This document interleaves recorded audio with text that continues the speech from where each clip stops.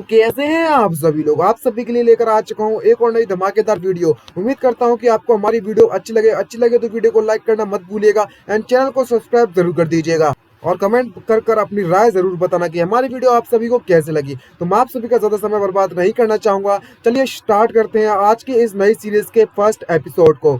Episode की starting में हमें एक खंडर जगह पर दिखाया जाता है और हमें बताया जाता है इस सिटी के बारे में और इस वर्ल्ड के बारे में। इस दुनिया में 2123 एडी में स्टार ब्रिलियंस नाम से एक गेम लॉन्च किया गया, उसका बीटा टेस्ट, जिस गेम ने पूरी की पूरी दुनिया को बदल कर रख दिया। क्योंकि इस गेम का जब बीटा टेस्ट जिस दिन ओपन हुआ था उस दिन इस गेम के सारे जो मॉन्स्टर्स है और गेम कैरेक्टर हैं और प्लेयर्स है, सारी की सारी जो चीजें हैं वो रियलिटी में डिसेंड हो गई। और जिस किसी प्लेयर ने इसमें प्री रजिस्टर्ड ऑलरेडी कर रखा है उन्हें कुछ ऐसी पावर्स मिल गई जिन्हें वे गेम में इस्तेमाल किया करते थे, जिसके कारण आम ह्यूमंस के मुकाबले में काफी ज्यादा पावरफुल बन गए। और ऐसा होने के कारण सिर्फ 5 साल के अंदर अंदर जो ह्यूमैनिटी की पूरी सोसाइटी है वो उथल पुथल मच गई पूरी सोसाइटी में, और पूरी सोसाइटी एकदम से कोलैप्स हो गई और पूरी तरीके से तबाह होने के नजदीक तक पहुंच चुकी थी। तभी हमें कुछ लोगों को वहां से जाते हुए दिखाया जाता है और बताया जाता है कि कुछ लोग वहां पर कहीं किसी चीज को ढूंढने के लिए जाने में लगे हुए हैं। और दूसरी तरफ हमारे एमसी को दिखाया जाता है और मैं बता दूं ये हमारा मेन कैरेक्टर है, मैंने पहले ही राज खोल दिया है। और हमारा एमसी इस वक्त काफी ज्यादा थक चुका है और उसे जेल के जंजीरों में बांध कर रखा हुआ है और वो तो फ्रीली भी मूव नहीं कर सकता। इसके साथ ऐसा क्या हुआ है तो वो हमारा एमसी आप सभी को खुद बताता है। तभी हमारा एमसी मन में सोचते हुए बताता है कि मेरा नाम ये चेंग है और तो और मैं उन बीटा टेस्ट प्लेयर्स में हूँ जिन्होंने स्टार ब्रिलियंस गेम को खेला हुआ है और उस बीटा वर्जन को पूरी तरीके से क्लियर भी किया था। लेकिन मेरी एक बेवकूफी के कारण मैं आज इस जगह पर इस तरीके से फंस चुका हूँ। उस समय पर मुझे बिल्कुल भी आइडिया नहीं था कि भाई यहाँ पर ऐसा कुछ होगा फ्यूचर में, इसलिए मैंने अपनी आइडेंटिटी दुनिया के सामने रिवील कर दी। उस वक्त मैं बहुत मासूम था, जो कि मेरी लाइफ की सबसे बड़ी गलती बन गई। और अंत में आकर मेरे आसपास के जितने भी लोग थे वो मेरे इस गलती के कारण और मेरे इन कर्मों के कारण, मेरे कामों के कारण उन लोगों की भी बहुत ज्यादा बुरा हश्र हुआ और मैंने इन लोगों को बता दिया और मैंने अपनी आजादी खो दी। क्योंकि मुझे बीटा वर्जन के खेलने के कारण मुझे उस गेम के बारे में ज्यादा नॉलेज थी और इतनी ज्यादा नॉलेज होने के कारण जो बड़ी बड़ी फोर्सेस थी उन्होंने मुझे कैद कर रख लिया है ताकि मैं उन्हें उनकी ट्रेजर हंटिंग करने में उनकी मदद कर सकूं एक टूल की तरह। तभी वहां पर हमें कुछ गुंडों को आते हुए दिखाया जाता है, जो कि हमारे मेन कैरेक्टर ये चैंग की तरफ आता है और वो टकला उससे कहने लगता है जल्दी से अब यहाँ पर चलो, अगर हमें आज रात तक उस मेन बॉस के उस हिडन बॉस का इलाका नहीं मिला तो तुम याद रखना कि मैं तुम्हारी टांगें तोड़ दूंगा। और ये बात मैं कसम खाकर कहता हूँ। ये बात सुनने के बाद हमारा एमसी उस टकले से कहने लगता है अच्छा ठीक है, हम लोग हमारे इलाके अपने टारगेट तक पहुंचने के लिए 2 किलोमीटर दूर है, मैं तुम्हें वहां तक जल्दी पहुंचा दूंगा। और हमारा एमसी ये चेक वहां से जंजीरों में बंधे हुए वहां से चला जाता है और सभी लोग उसको देखकर हंस रहे होते हैं और आपस में हंसते हुए कह रहे होते हैं उनमें से एक बंदा, ये तो वाकई में हमारे लिए बहुत ज्यादा अच्छी बात होगी कि हमें एक हिडन बॉस के बारे में पता चल चुका है। काफी सालों से हमें उसके बारे में कुछ भी जानकारी हासिल नहीं हुई है, क्योंकि काफी सालों से वो जो हिडन मॉन्स्टर्स है वो अपेयर ही नहीं हुए हैं और जब भी वे अपेयर होते हैं तो जो भी उन्हें हराता है वे हमेशा डिवाइन आर्टिफैक्ट पाके जाता है। और तो और किसी के पास तो ऐसा भी चांस होता है कि उन्हें कुछ सुपर आर्टिफैक्ट भी मिल जाते हैं। और अगर हमारे साथ ऐसा होता है और हमें कोई अच्छा आर्टिफैक्ट मिल जाता है तो हमारी जो आयरन किलर अलायंस है वो कई ऊंचे मुकामों पर पहुंच जाएगी। वहीं वहां पर एक बंदा इस हमारे एमसी को देखता है और कहने लगता है तुमने बिल्कुल सही कहा, ये बंदा वाकई में हमारे लिए बहुत ज्यादा काम का है। बीटा टेस्ट वर्जन में उस गेम के हजारों लोगों ने पार्टिसिपेट किया है लेकिन उनमें सिर्फ अकेला यही बंदा बचा हुआ है। अगर इस बंदे ने अपने आप को उस समय पर एक्सपोज नहीं किया होता और दुनिया वालों को नहीं बताया होता कि बीटा टेस्ट वर्जन वालों को सब कुछ पता है कि गेम में क्या होने वाला है, तो जितने भी प्लेयर्स हैं वो मारे नहीं गए होते। तो हमें पता चलता है कि हमारे एमसी की गलती के कारण ही वहां पर सभी के राज खुल गए थे और इन दुनिया वालों ने उन सभी को पकड़कर मार दिया लालच के लिए, आप तो समझ गए होंगे। तभी हमारे एमसी को वहां से जाते हुए दिखाया जाता है और वह एक जगह पर जाकर रुक जाता है। तभी पीछे से एक बंदा आकर हमारे एमसी से कहने में लगा हुआ है, हे बच्चे आखिरकार तुम्हें किसने कहा यहाँ पर रुकने के लिए, जल्दी से आगे बढ़ो और पता लगाओ कि हमें कहाँ पर जाना है। अगर तुमने ऐसा नहीं किया कि तुम तो मरना चाहते हो मेरे हाथों से। तभी हमारा एमसी पीछे मुड़कर उसकी तरफ मुस्कुराता है और उससे कहने लगता है अच्छा तो तुम उस हिडन बॉस को ढूंढना चाहते हो जो कि डिवाइन आर्टिफैक्ट तुम्हें प्रोवाइड करवाएगा। मैंने बिल्कुल सही कहा ना। और अगर ऐसी बात है तो हम लोग बिल्कुल सही जगह पर पहुंच चुके हैं, लेकिन यहाँ पर कुछ ऐसी चीजें ये सब तुम पर डिपेंड करती है। ये बात सुनने के बाद जो बंदा उसके पास आया होता है उसके पसीने छूट जाते हैं किसी चीज को देखने के बाद। और हमारा एमसी इस वक्त काफी तो खुश हो रहा होता है और हंसते हुए अपनी पावर का इस्तेमाल करता है, अपनी लास्ट जितनी पावर बची हुई होती है और उन सभी से कहने लगता है कि अगर तुम इस आर्टिफैक्ट को पाना चाहते हो तो चलो आखिर देखते कि लास्ट तक तुम जिंदा रह पाते हो इसे हासिल करने के लिए या फिर नहीं। और वो जैसे ही अपने हाथों को मिलाता है तो उसके पीछे एक बहुत बड़ा मेंशन खड़ा हो जाता है और वह मेंशन वाकई में बहुत ज्यादा सुंदर होता है और देखने लायक होता है। और तभी हमें इस प्लेस के बारे में बताया जाता है ये एक ट्रिपल एस लेवल का डंजन है हेवनली सेंट पैलेस। जब ये बात बाकी के लोगों को पता चलती है तो वो कभी शौक से भट पड़ते हैं और चिल्लाते हो, कहने लगते हैं, हे आखिरकार तुम ये सब क्या करने की कोशिश करने में लगे हुए हो। इस कमीने ने तो हमारे साथ ट्रिक कर दी और जिस जगह पर ये हमें लेकर आया है वो कोई हिडन बॉस नहीं है बल्कि में एक हिडन डाउनजोन है। हम सभी को यहाँ से भागना होगा। अगर हम यहाँ से अभी बचकर नहीं भागे तो हम लोग यहीं पर मारे जाएंगे सभी के सभी। और तभी वहां से जितने भी लोग होते हैं, जितने भी पार्टिसिपेंट होते हैं, वो भागना चालू कर देते हैं। तभी हमारा एमसी पीछे चिल्लाते हैं, उसे क्या लगता है, क्या क्या तुम यहाँ से भागना चाहते हो? क्या तुम्हें ये बात पता भी है कि जो भी यहाँ पर 70 लेवल से नीचे बंदा आएगा वो यहाँ पर पक्का मारा जाएगा, जिंदा लौट कर नहीं जा सकता। और वो हमारा एमसी इस वक्त डेविल जैसा फेस बनाने में लगा हुआ है अपना बदला लेने के लिए। और क्या लगता है कि तुम सभी के सभी लोग मेरे साथ नर्क में जाओगे मिलकर अब। और इस वक्त हमारा एमसी काफी तो गुस्सा में होता है। तभी अचानक से उस मेंशन से एक बहुत बड़ी जायंट लड़की बाहर निकल आती है, वो भी अपने बड़े बड़े गुब्बारों के साथ, जो कि इस वक्त काफी तो गुस्से में होती है और सभी से कहने लगती है,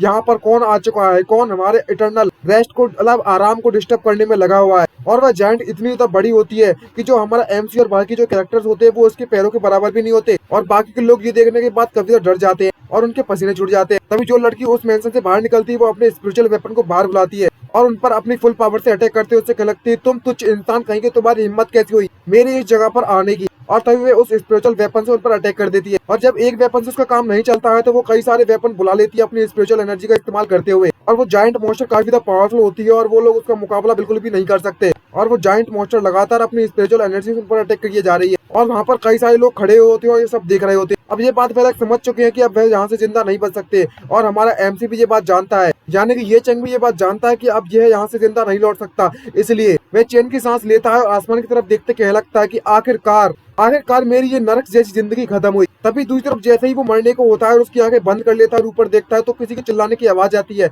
और कोई इसे कहने में लगा होता है, जियाचन। तो गाइस बता दूं कि चाइनीज भाषा में ये को जियाओ भी कहते हैं, तो आप लोग समझ जाना। तभी हमारा एमसी जैसे ये बात सुनता है तो वो कभी कंफ्यूज हो जाता है और क्या लगता है, ये आवाज तो मेरी सिस्टर की है। तो आखिरकार ये कैसे पॉसिबल हो सकता है? मेरे मरने के बाद मेरी सिस्टर की आवाज मुझे कैसे सुनाई दे रही है? यहाँ पर उसकी जो सिस्टर होती है वो उसे गुस्से में कह रही होती है, ये चंद जल्दी से उठ जा, क्या तुमने मुझसे वादा नहीं किया था कि आज तुम मेरे साथ बाहर घूमने के लिए चलोगे? और हमारे मेन कैरेक्टर जैसे धीरे धीरे आँख खोलती है तो वो देखता है कि उसके सामने एक लड़की बैठी हुई होती है और कह रहा होता है, ये फैमिलियर वॉइस। लेकिन जिस आवाज को मैं अभी पहचानने में लगा हुआ वह बर्तन वो बंदी तो काफी ज्यादा पहले जा चुकी है और वो मर चुकी है। तो आखिरकार मुझे उसकी आवाज क्या सुनाई दे रही है? तभी वो जो लड़की होती है वो हमारे एमसी के ऊपर बैठी हुई होती है और उससे कहती है, अगर तुम जल्दी से उठे नहीं तो मुझे इस बात पर ब्लेम मत करना अपनी बिग सिस्टर को, अगर मैंने तुम्हारे साथ कुछ उल्टा सीधा कर दिया तो। मतलब मारना कूटना, ज्यादा उल्टा सीधा मत सोचना। और तभी नेक्स्ट सीन में हमें हमारे एमसी ये चैंग के बिग सिस्टर को दिखाया था, जो कि दिखने में काफी ज्यादा बवाल होती है। और हमें दिखाया था कि उसकी जो बिग सिस्टर होती है इस वक्त हमारे एमसी के जस्ट ऊपर बैठी हुई है। और हमारा एमसी जब अपनी सिस्टर को देखता है तो वो कभी शॉक हो जाता है और उससे क्या लगता है, सिस्टर तुम यहाँ पर क्या कर रही हो? तभी उसकी जो सिस्टर होती है वो एकदम से खुश हो जाती है और उससे लगती है, अच्छा तो तुमने आखिरकार डिसाइड कर ही लिया है जगने का। यहाँ पर तुम्हारी जो डियर सिस्टर है वो तुम्हें खुद जगाने के लिए आई हुई है। तुम वाकई में अपने आप को बहुत ज्यादा इंपॉर्टेंट समझते हो यार। तभी उसके पसीने छूट जाते हैं और उसे कुछ भी समझ में नहीं आ रहा था कि आखिरकार ये सब चल क्या रहा है। मैं तो कुछ देर पहले मारा जा चुका था, तो आखिरकार मैं यहाँ पर क्या करने में लगा हुआ हूँ? क्या अभी तक जो भी हुआ वो सब कुछ एक मेरा सपना था या फिर एक वहम? और ये सोचते सोचते उसके पसीने छूट रहे होते हैं। और जब ये चैंग की सिस्टर उसके चेहरे पर इस तरह के एक्सप्रेशन देखती है तो वो उससे पूछ लगती है, आखिरकार तुम्हारे जो फेशियल एक्सप्रेशन है वो इतने ज्यादा चेंज क्यों लग रहे हैं? क्या तुमने उल्टा सीधा सपना देखा था क्या? इस लड़की के कहने का मतलब है क्या तुमने कुछ लड़कियों वाला सपना देखा था, इसलिए तुम्हारे फेशियल एक्सप्रेशन इतने ज्यादा शौक है? ये बात सुनने के बाद हमारा एमसी अब उधर उधर देखता है और जिस तरीके से उसकी सिस्टर उसे छेड़ने में लगी हुई होती है वो सबसे पहले तो अपनी गर्दन को नीचे करता है और देखता है कि यह सब सच है या सपना, और अपनी सिस्टर के पैरों पर जोर से चिमटी काट देता है, जिसको देखने के बाद उसकी जो सिस्टर होती है वो कभी तो गुस्सा होती है और हमारे एमसी को पता चल जाता है कि ये एक रियलिटी है। और जैसे उसे पता चलता है तो वो कभी शौक होता है और कहने लगता है, शिट मैंने ये क्या कर दिया। और जैसे ही उसकी सिस्टर को ये चैंग है वो अपनी सिस्टर को चिमटी काटता है तो उसकी जो सिस्टर होती है वो कभी तो गुस्सा हो जाती है और अपना किलिंग इंटेंस को छोड़ने लगती है। और इस वक्त उसकी सिस्टर बहुत ज्यादा गुस्से में और एक जोरदार किक उसके मुंह पर मारती है और उससे कहती है, तुम्हें अपनी लिमिट्स को जानना चाहिए, तुम्हें कभी भी अपनी लिमिट्स को क्रॉस नहीं करना चाहिए। और जैसे ही उसकी सिस्टर उसके मुंह पर एक जोरदार किक मारती है तो ये चैंग होता है वो बहुत ज्यादा दूर जाकर गिरता है और उसके नाक से खून निकलने लगता है। और उस लड़की की किक इतनी ज्यादा पावरफुल होती है कि हमारा एमसी डायरेक्टली जाकर दीवार से जाकर टकरा जाता है। और जब हमारा एमसी जाकर जैसे ही दीवार से टकराता है तो दीवार में एक बहुत बड़ा छेद हो जाता है। इससे हमें पता चलता है कि इसकी सिस्टर वाकई में बहुत ज्यादा पावरफुल है और ऐसा लगता है कि एक बार जिंदा होने के बाद ये तो वापस मर गया, लेकिन ऐसी कोई बात नहीं है। भाई बहन के बीच का प्यार है, ये प्यार आप नहीं समझोगे। और हमारा जो एमसी होता है वो कैलेंडर को जैसे चेक करता है तो वो खुद ही शॉक हो जाता है और कहने लगता है, ये डेट आज तो अप्रैल 10 है 2123 की। मुझे इस बात पर बिल्कुल भी भरोसा नहीं होता कि मैं 5 साल बैक ट्रेवल कर चुका हूँ और मैं अभी इस समय पर मौजूद हूँ यहाँ पर। तो स्टार बिलियंस गेम है, उसका जो ओपन बीटा टेस्ट है वो ऑफिशियली लॉन्च होने वाला है, वो भी आज से ठीक 1 हफ्ते बाद। अभी नेक्स्ट सीन में हमें ये चैन की सिस्टर को दिखाया जाता है। वो देखती है इसको जो ब्रदर है वो बहुत ज्यादा घायल हो चुका है और वो काफी ज्यादा सीरियस हो जाती है और काफी ज्यादा घबराने लगती है और चिंता करने लगती है। और वो उससे बोलने लगती है, ये चैन क्या तुम ठीक हो? कहीं तुम्हें ज्यादा चोट तो नहीं लगी है? जब से तुम इस मॉर्निंग से उठे हो तुम कुछ ठीक ठाक नहीं लग रहे हो। क्या तुम्हें कहीं पर कुछ भी अच्छा नहीं लग रही में लगा हुआ है? क्या तुम बीमार हो? और तभी वो उसके सर पर हाथ रखकर चेक करती है और कहने लगती है कि तुम्हें देखकर तो ऐसा नहीं लगता कि तुम्हें कोई बुखार है। तभी जो उसका ब्रदर होता है वो उसका हाथ पकड़ लेता है और उसका हाथ पकड़ने के बाद अपनी सिस्टर से कहने लगता है, सिस्टर तुम्हें स्टार बिलियंस गेम के बारे में तो पता ही होगा। ये बात सुनने के बाद उसकी सिस्टर भी कभी शॉक हो जाती है और उससे कहती है, हाँ मुझे पता है इसके बारे में। और तो और इसके बारे में ना पता होना मेरे लिए बहुत ज्यादा हार्ड सी बात है, क्योंकि तुमने मेरे इस गेम के बारे में बता बता के कान इतने ज्यादा भर दिए हैं कि मुझे इसके बारे में ऑलरेडी पता चल चुका है। और तो और तुम हमेशा इसके बारे में बड़बड़ाते रहते हो कि ये जो गेम है वो कितना ज्यादा पावरफुल है और 100% एक रिवोल्यूशनरी गेम है गेम की दुनिया में, और पता नहीं क्या क्या। ये बात सुनने के बाद जो हमारा एमसी होता है वो ये बात सुनते ही मन में सोचते लगता है 100% इमर्सन, और वो अपने कमरे की तरफ चेक करता है और अपने पेड़ को चेक करके कहने लगता है कि यही एक आखिरी ऐसा नोटिस था जिसे गेम ऑफिशियल्स के द्वारा लॉन्च किया गया था, बताया गया था सबको, क्योंकि ये गेम तो कभी एग्जिस्ट ही नहीं करता था। और इसमें रजिस्टर करने के लिए सबसे पहले तुम्हें एक अकाउंट बनाना पड़ेगा और साइन इन करना पड़ेगा, और इसमें सिर्फ 7 ही दिन बचे हुए हैं। और अगर तुम अभी से अपना अकाउंट बना लेते हो तो इसके कुछ बेनिफिट्स तुम्हें जरूर मिलेंगे 7 दिन पहले बनाने के। पहला ये है कि इसके जो टास्क है वो तुम्हें डेली मिलेंगे और रात के समय में जो टास्क है वो खत्म हो जाएंगे, और ये टास्क तब तक चलते रहेंगे जब तक जो ओपन बेटा टेस्ट है ना वो खत्म नहीं हो जाता, मतलब स्टार्ट नहीं हो जाता। और इस समय पर जितना भी तुम जो भी एक्सपीरियंस गेन करोगे पाओगे वो सारा का सारा जो एक्सपीरियंस तुम्हें वापस कर दिया जाएगा जब इसका बीटा टेस्ट रिलीज हो जाएगा। और तुम जितने भी टास्क को कंप्लीट करोगे इसके बदले में तुम्हें स्पेशल रिवॉर्ड प्रोवाइड किए जाएंगे। और इस बीटा टेस्टर के दौरान जो भी अपने सारे के सारे टास्क को कंप्लीट कर लेगा उसमें उसके पास जितनी भी स्किल जितनी भी टेक्निक से सारी की सारी स्किल्स को वो इनहेरिट करेगा सारी अचीवमेंट के साथ और अपने आइटम्स के साथ बीटा फेज में, और सब कुछ तुम्हें वापस मिल जाएगा। और ये 7 डेज साइन इन टास्क सिर्फ उन्हीं के लिए अवेलेबल है जिन्होंने प्लेयर्स के तौर पर रजिस्टर कर रखा है, और इसमें प्री रजिस्टर करने के लिए 3 घंटे और 15 मिनट बचे हुए हैं स्टार बिलियंस में। और ये बात पढ़ने के बाद हमारा जो एमसी मन में सोचते क्या लगता है कि अगर ये बात मुझे पहले से पता होती कि मैं अकेला इस गेम को खेलने के बाद सर्वाइवर बचा हुआ हूँ तो उस समय पर मैंने अपने आप को दुनिया के सामने एक्सपोज नहीं किया होता। तब तक तो बिल्कुल नहीं, जब तक मुझे सारे के सारे जो अचीवमेंट थी वो मेरे पास वापस नहीं रिटर्न नहीं आ जाए। अभी हमारा एमसी अपनी सिस्टर से कहने लगता है, सिस्टर मैं तुमसे एक फेवर चाहता हूँ, क्या मैं तुम्हारे नाम से एक अकाउंट बना दूं स्टार बिलियंस में? तुम जल्दी से मुझे अपना वेरिफिकेशन कोड भेज देना बाद में। ये बात सुनने के बाद उसकी सिस्टर उससे पूछ लगती है कि आखिरकार मुझे इसमें रजिस्टर करने की जरूरत है। तभी हमारा एमसी इस वक्त काफी ज्यादा सीरियस हो जाता है और वो अपनी सिस्टर से कहने लगता है कि तुम्हें इतना ज्यादा कुछ पूछने की जरूरत नहीं है। और मन में सोचते कहने लगता है कि मेरी पास्ट लाइफ में मैंने इतनी ज्यादा गलतियां की हैं कि मैं उनकी गिनकर बता भी नहीं सकता, लेकिन इस लाइफ में मुझे एक नया मौका मिला है तो मैं उन गलतियों को बिल्कुल भी नहीं दोहराने वाला, चाहे कुछ भी हो जाए। तभी इस तरह के जो व्यवहार इसकी जब सिस्टर देखती है वो थोड़ी कंफ्यूज हो जाती है और मन में सोचते कहने लगती है कि आखिरकार जब से ये इस मॉर्निंग से जगह है तो वो इतना ज्यादा अजीब तरीके से व्यवहार क्यों कर रहा है। मुझे कुछ भी समझ में नहीं आ रहा है कि आखिरकार इसके दिमाग में चल क्या रहा है। जैसे हमारी एमसी की सिस्टर तैयार होती है उसका गेम में अकाउंट बनाने के लिए, तभी हमारा एमसी उसकी सिस्टर से कहने लगता है, सिस्टर मैंने तुम्हारे इस गेम के कैरेक्टर के प्रोफेशन के लिए वॉरियर को सिलेक्ट किया है, क्या तुम्हें ये चलेगा? ये बात सुनने के बाद तभी उसकी सिस्टर उसके पीछे आती है और पीछे से अपने हाथों से उसे गले लगाती है, उससे अच्छी तरीके से बात करती है और उससे कहने लगती है तुम जो चाहे वह कर सकते हो। और तभी उसे छेड़ते हो, उससे कहने लगती है कि तुम यहाँ पर लोग की नहीं रह बन के नहीं रह रहे हो, यहाँ पर तुम अपनी सिस्टर को ही छेड़ने में लगे हो। ये बात बिल्कुल भी सही नहीं है, यहाँ पर कुछ अलग ही दिख रहा है लेकिन ऐसा कुछ है भी नहीं। हमें पता है कि हमारे व्यूअर्स कुछ उल्टा ही सोच रहे होंगे लेकिन यहाँ पर ऐसा कुछ सीन नहीं है। और हमारा एमसी भी थोड़ा शर्मा जाता है जिस तरीके से उसकी सिस्टर अभी बात कर रही है। ये बात सुनने के बाद हमारा जो एमसी होता है वो अपनी सिस्टर से कहने लगता है कि आखिरकार तुम यहाँ पर ये सब क्या करने में लगी हुई हो, तुम्हें इतना ज्यादा गलतफहमी पालने की जरूरत नहीं है। मैंने अपने कैरेक्टर के तौर पर स्पेयर कास्टर को चुना है और अब जबकि तुम्हारे पास बासर का कैरेक्टर है तो हम दोनों मिलकर एक बहुत ज्यादा अच्छी टीम बनाएंगे, इसलिए मैंने तुम्हें वॉरियर कैरेक्टर दिया है। ये बात सुनने के बाद उसकी सिस्टर उससे कहने लगती है, अच्छा ठीक है मैं तुम पर अभी तो भरोसा कर लेती हूँ, मुझे लगता है तुम जो करोगे वो सही करोगे। और वह वहाँ से जाने लगती है और ये कहती है वहाँ से चली जाती है कि मुझे पता है कि तुम इस गेम को खेलना चाहते हो लेकिन फिर भी मैं तुम्हें ये सलाह देना चाहूंगी कि तुम इस गेम को ज्यादा ना खेलो और दिन भर घर में सिर्फ गेम खेलती मत बने रहना, थोड़ा बहुत बाहर भी घुमाना, क्योंकि आजकल के जवान लड़के हैं वो बाहर नहीं जाते लेकिन तुम जैसे जवान लोगों को तो बाहर जाना चाहिए। ये बात सुनने के बाद जब हमारा एमसी होता है वो अपनी सिस्टर से कहने लगता है, आखिरकार तुम्हारे कहने का मतलब है कि कहने का मतलब क्या है कि हम लोग जवान है और तुम नहीं हो, तुम भी तो यहाँ पर। जैसे ये बात इतनी कहने वाला होता है तभी जो उसकी सिस्टर होती है वो गेट के बाहर रुक जाती है और हमारा एमसी पूरी बात कर ही नहीं पाता है लेकिन उसकी जो सिस्टर होती है ये बात सुनने के बाद काफी तो गुस्सा हो जाती है और मैं समझाता हूँ कि सिचुएशन क्या है। जब इसकी सिस्टर ने अपने भाई से कहा कि जवान लोगों को बाहर जाना चाहिए, तभी हमारा एमसी उससे कहने लगा कि तुम तो घर पे पड़ी रहती है, तो इसका मतलब ये हुआ कि तुम अब जवान नहीं रही हो, तुम बूढ़ी हो गई हो। ये बात सुनने के बाद इसकी सिस्टर बहुत ज्यादा गुस्से में आ गई है, तो समझ गए ना। और जैसे भी अपनी सिस्टर को इतनी ज्यादा गुस्से में देखता है तो हमारा एमसी कहने लगता है मैंने कहा कि तुम्हें अपना ख्याल रखना चाहिए, अच्छा मैं चलता हूँ। और तभी वहां पर उसकी सिस्टर हमारे एमसी को बहुत ज्यादा बुरी तरीके से पीट देती है एक बार फिर से। खैर हमारे एमसी को एक छोटी मोटी मार से तो कोई फर्क पड़ता नहीं है और वो अपनी कुर्सी पे बैठकर कुछ सोचने लगता है और हमें स्टार ब्रिलियंस गेम के बारे में बताता है और बताता है कि इस गेम के अंदर 6 ऐसे प्रोफेशन है जिन्हें चुना जा सकता है और उन 6 प्रोफेशन का नाम होता है बासरकर, ड्रूड, एलिमेंटल मेज, पॉइजनिक, असैसिन और समनिंग। भले ही जो बासरकर क्लास है वह एक लो रेंज अटैक पावर है, लेकिन जब बासरकर किसी को मारता है तो इसका जो बस्ट डैमेज है वो बाकी क्लासों से बहुत ज्यादा है। और तो और जो कैरेक्टर है वो मेरी सिस्टर के पर्सनैलिटी को बिल्कुल मैच करता है। और तो और मुझे पास्ट लाइफ के बारे में एक और बात याद है कि यहाँ पर एक ऐसा गॉड टायर डांजन है जिसे बासर के क्लास की जरूरत है और वहीं पर उसकी इनहेरिटेंस उसे मिलेगी। तब वह पुरानी यादों में खो जाता है और 8 साल पहले की बात को बताता है, जहाँ पर वो पिछली लाइफ में 8 साल पहले किस तरीके से उसे चेन से बांध कर रख दिया गया था और एक कुत्ते की तरह व्यवहार किया जाता था इसके साथ। तभी हमारा एमसी यहाँ पर कुछ आराम करने में लगा होता है, तभी किसी की चिल्लाने की उसे आवाज आती है और कोई पीछे से कहने में लगा हो तो जल्दी से मेरे रास्ते से हट जाओ।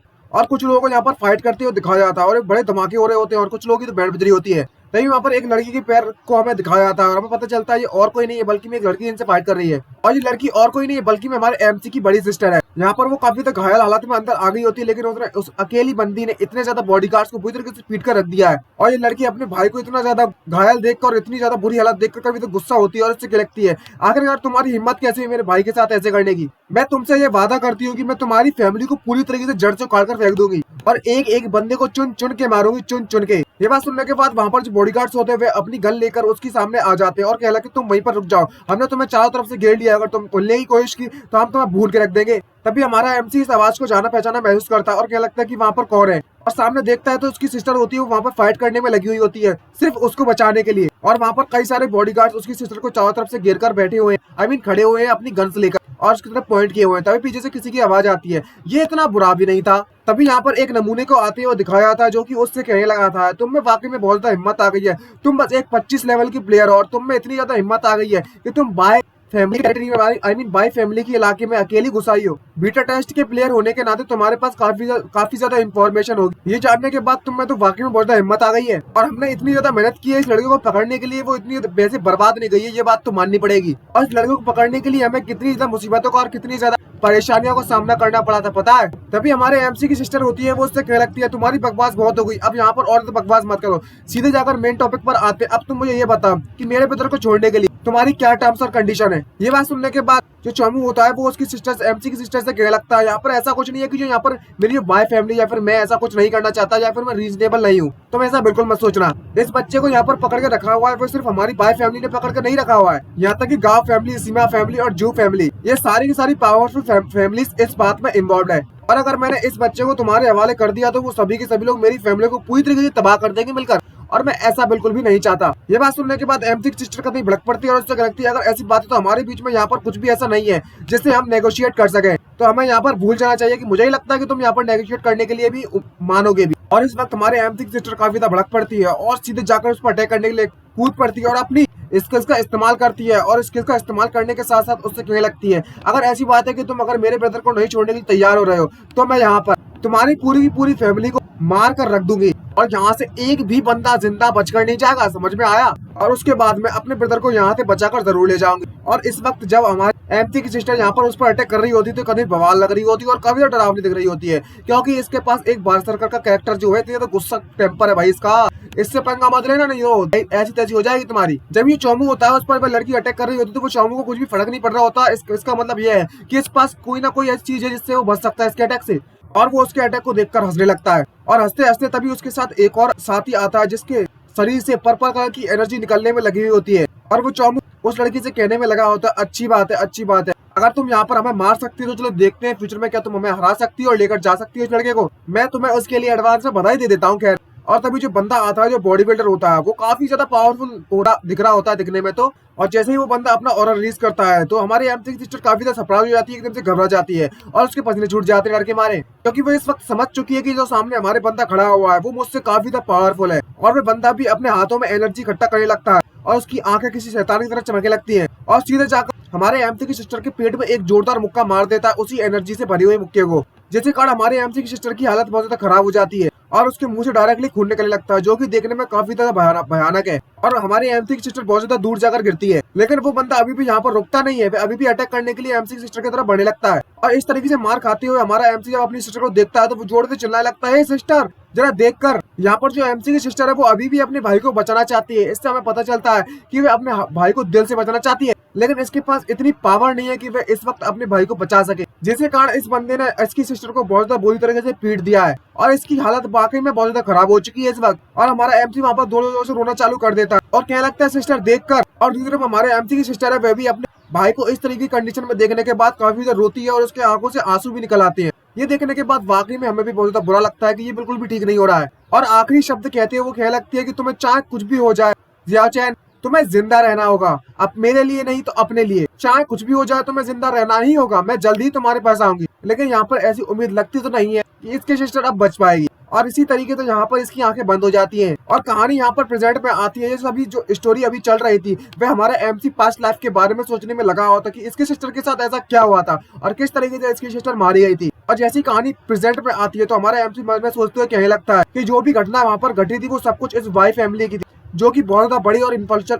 बहुत ज्यादा फेमस फैमिली है और 4 ग्रेट फैमिलीज में से एक फैमिली है। और मेरी पास्ट लाइफ में मेरी सिस्टर को मेरी आंखों के सामने ही बाय फैमिली ने मार दिया था, जो कि मुझे उस समय पर बाय युआन सिटी में बचाने के लिए आई थी। अब मुझे यहाँ पर मैं दूसरी जन्म में रिबॉर्न हो चुका और मुझे एक और मौका मिला है अपना बदला लेने के लिए। तो चलो देखते हैं कि आखिरकार इनसे किस तरीके से निपटा जाए और इनकी किस तरीके से बैंड बजाई जाए। और तभी सोचते सोचते उसकी दिमाग की बत्ती जलती है और वो अपने लैपटॉप में वापस लग जाता है और लगते हो चिल्लाते हुए लगता है, चलो देखते हैं कि आखिरकार मुझे किस तरीके का कैरेक्टर चूज करना चाहिए और ऐसा क्या करूं जिससे कि मैं पावरफुल बन जाऊं। तभी वो एक कैरेक्टर को चुनता है और वो अपने कैरेक्टर के तौर पर स्पेल कास्टर को चुनता है, जिसे एक कल्टीवेटर के तौर पर भी जाना जाता है, जो कि सेलेस्टियल स्पेल्स का भी इस्तेमाल कर सकता है अपने टारगेट्स पर अटैक करने के लिए। और तो और अगर उसको क्लोज रेंज वेपन भी दे दे तो उन पर भी ये काम करता है, जिससे कारण एक परफेक्ट बैलेंस बनता है जो भी इस कैरेक्टर को इस्तेमाल करेगा उसके लिए ऑफेंस और डिफेंस का। और एक बात और नोटिस करना, जो स्पेल कास्टर होते हैं उनकी बॉडीज काफी ज्यादा कमजोर होती है। जब तक तुम अपनी आपको बॉडी कल्टीवेटर के तौर पर प्रमोट नहीं कर लेते, एडवांस नहीं कर लेते या फिर एक डीमन कल्टीवेटर नहीं बन जाते।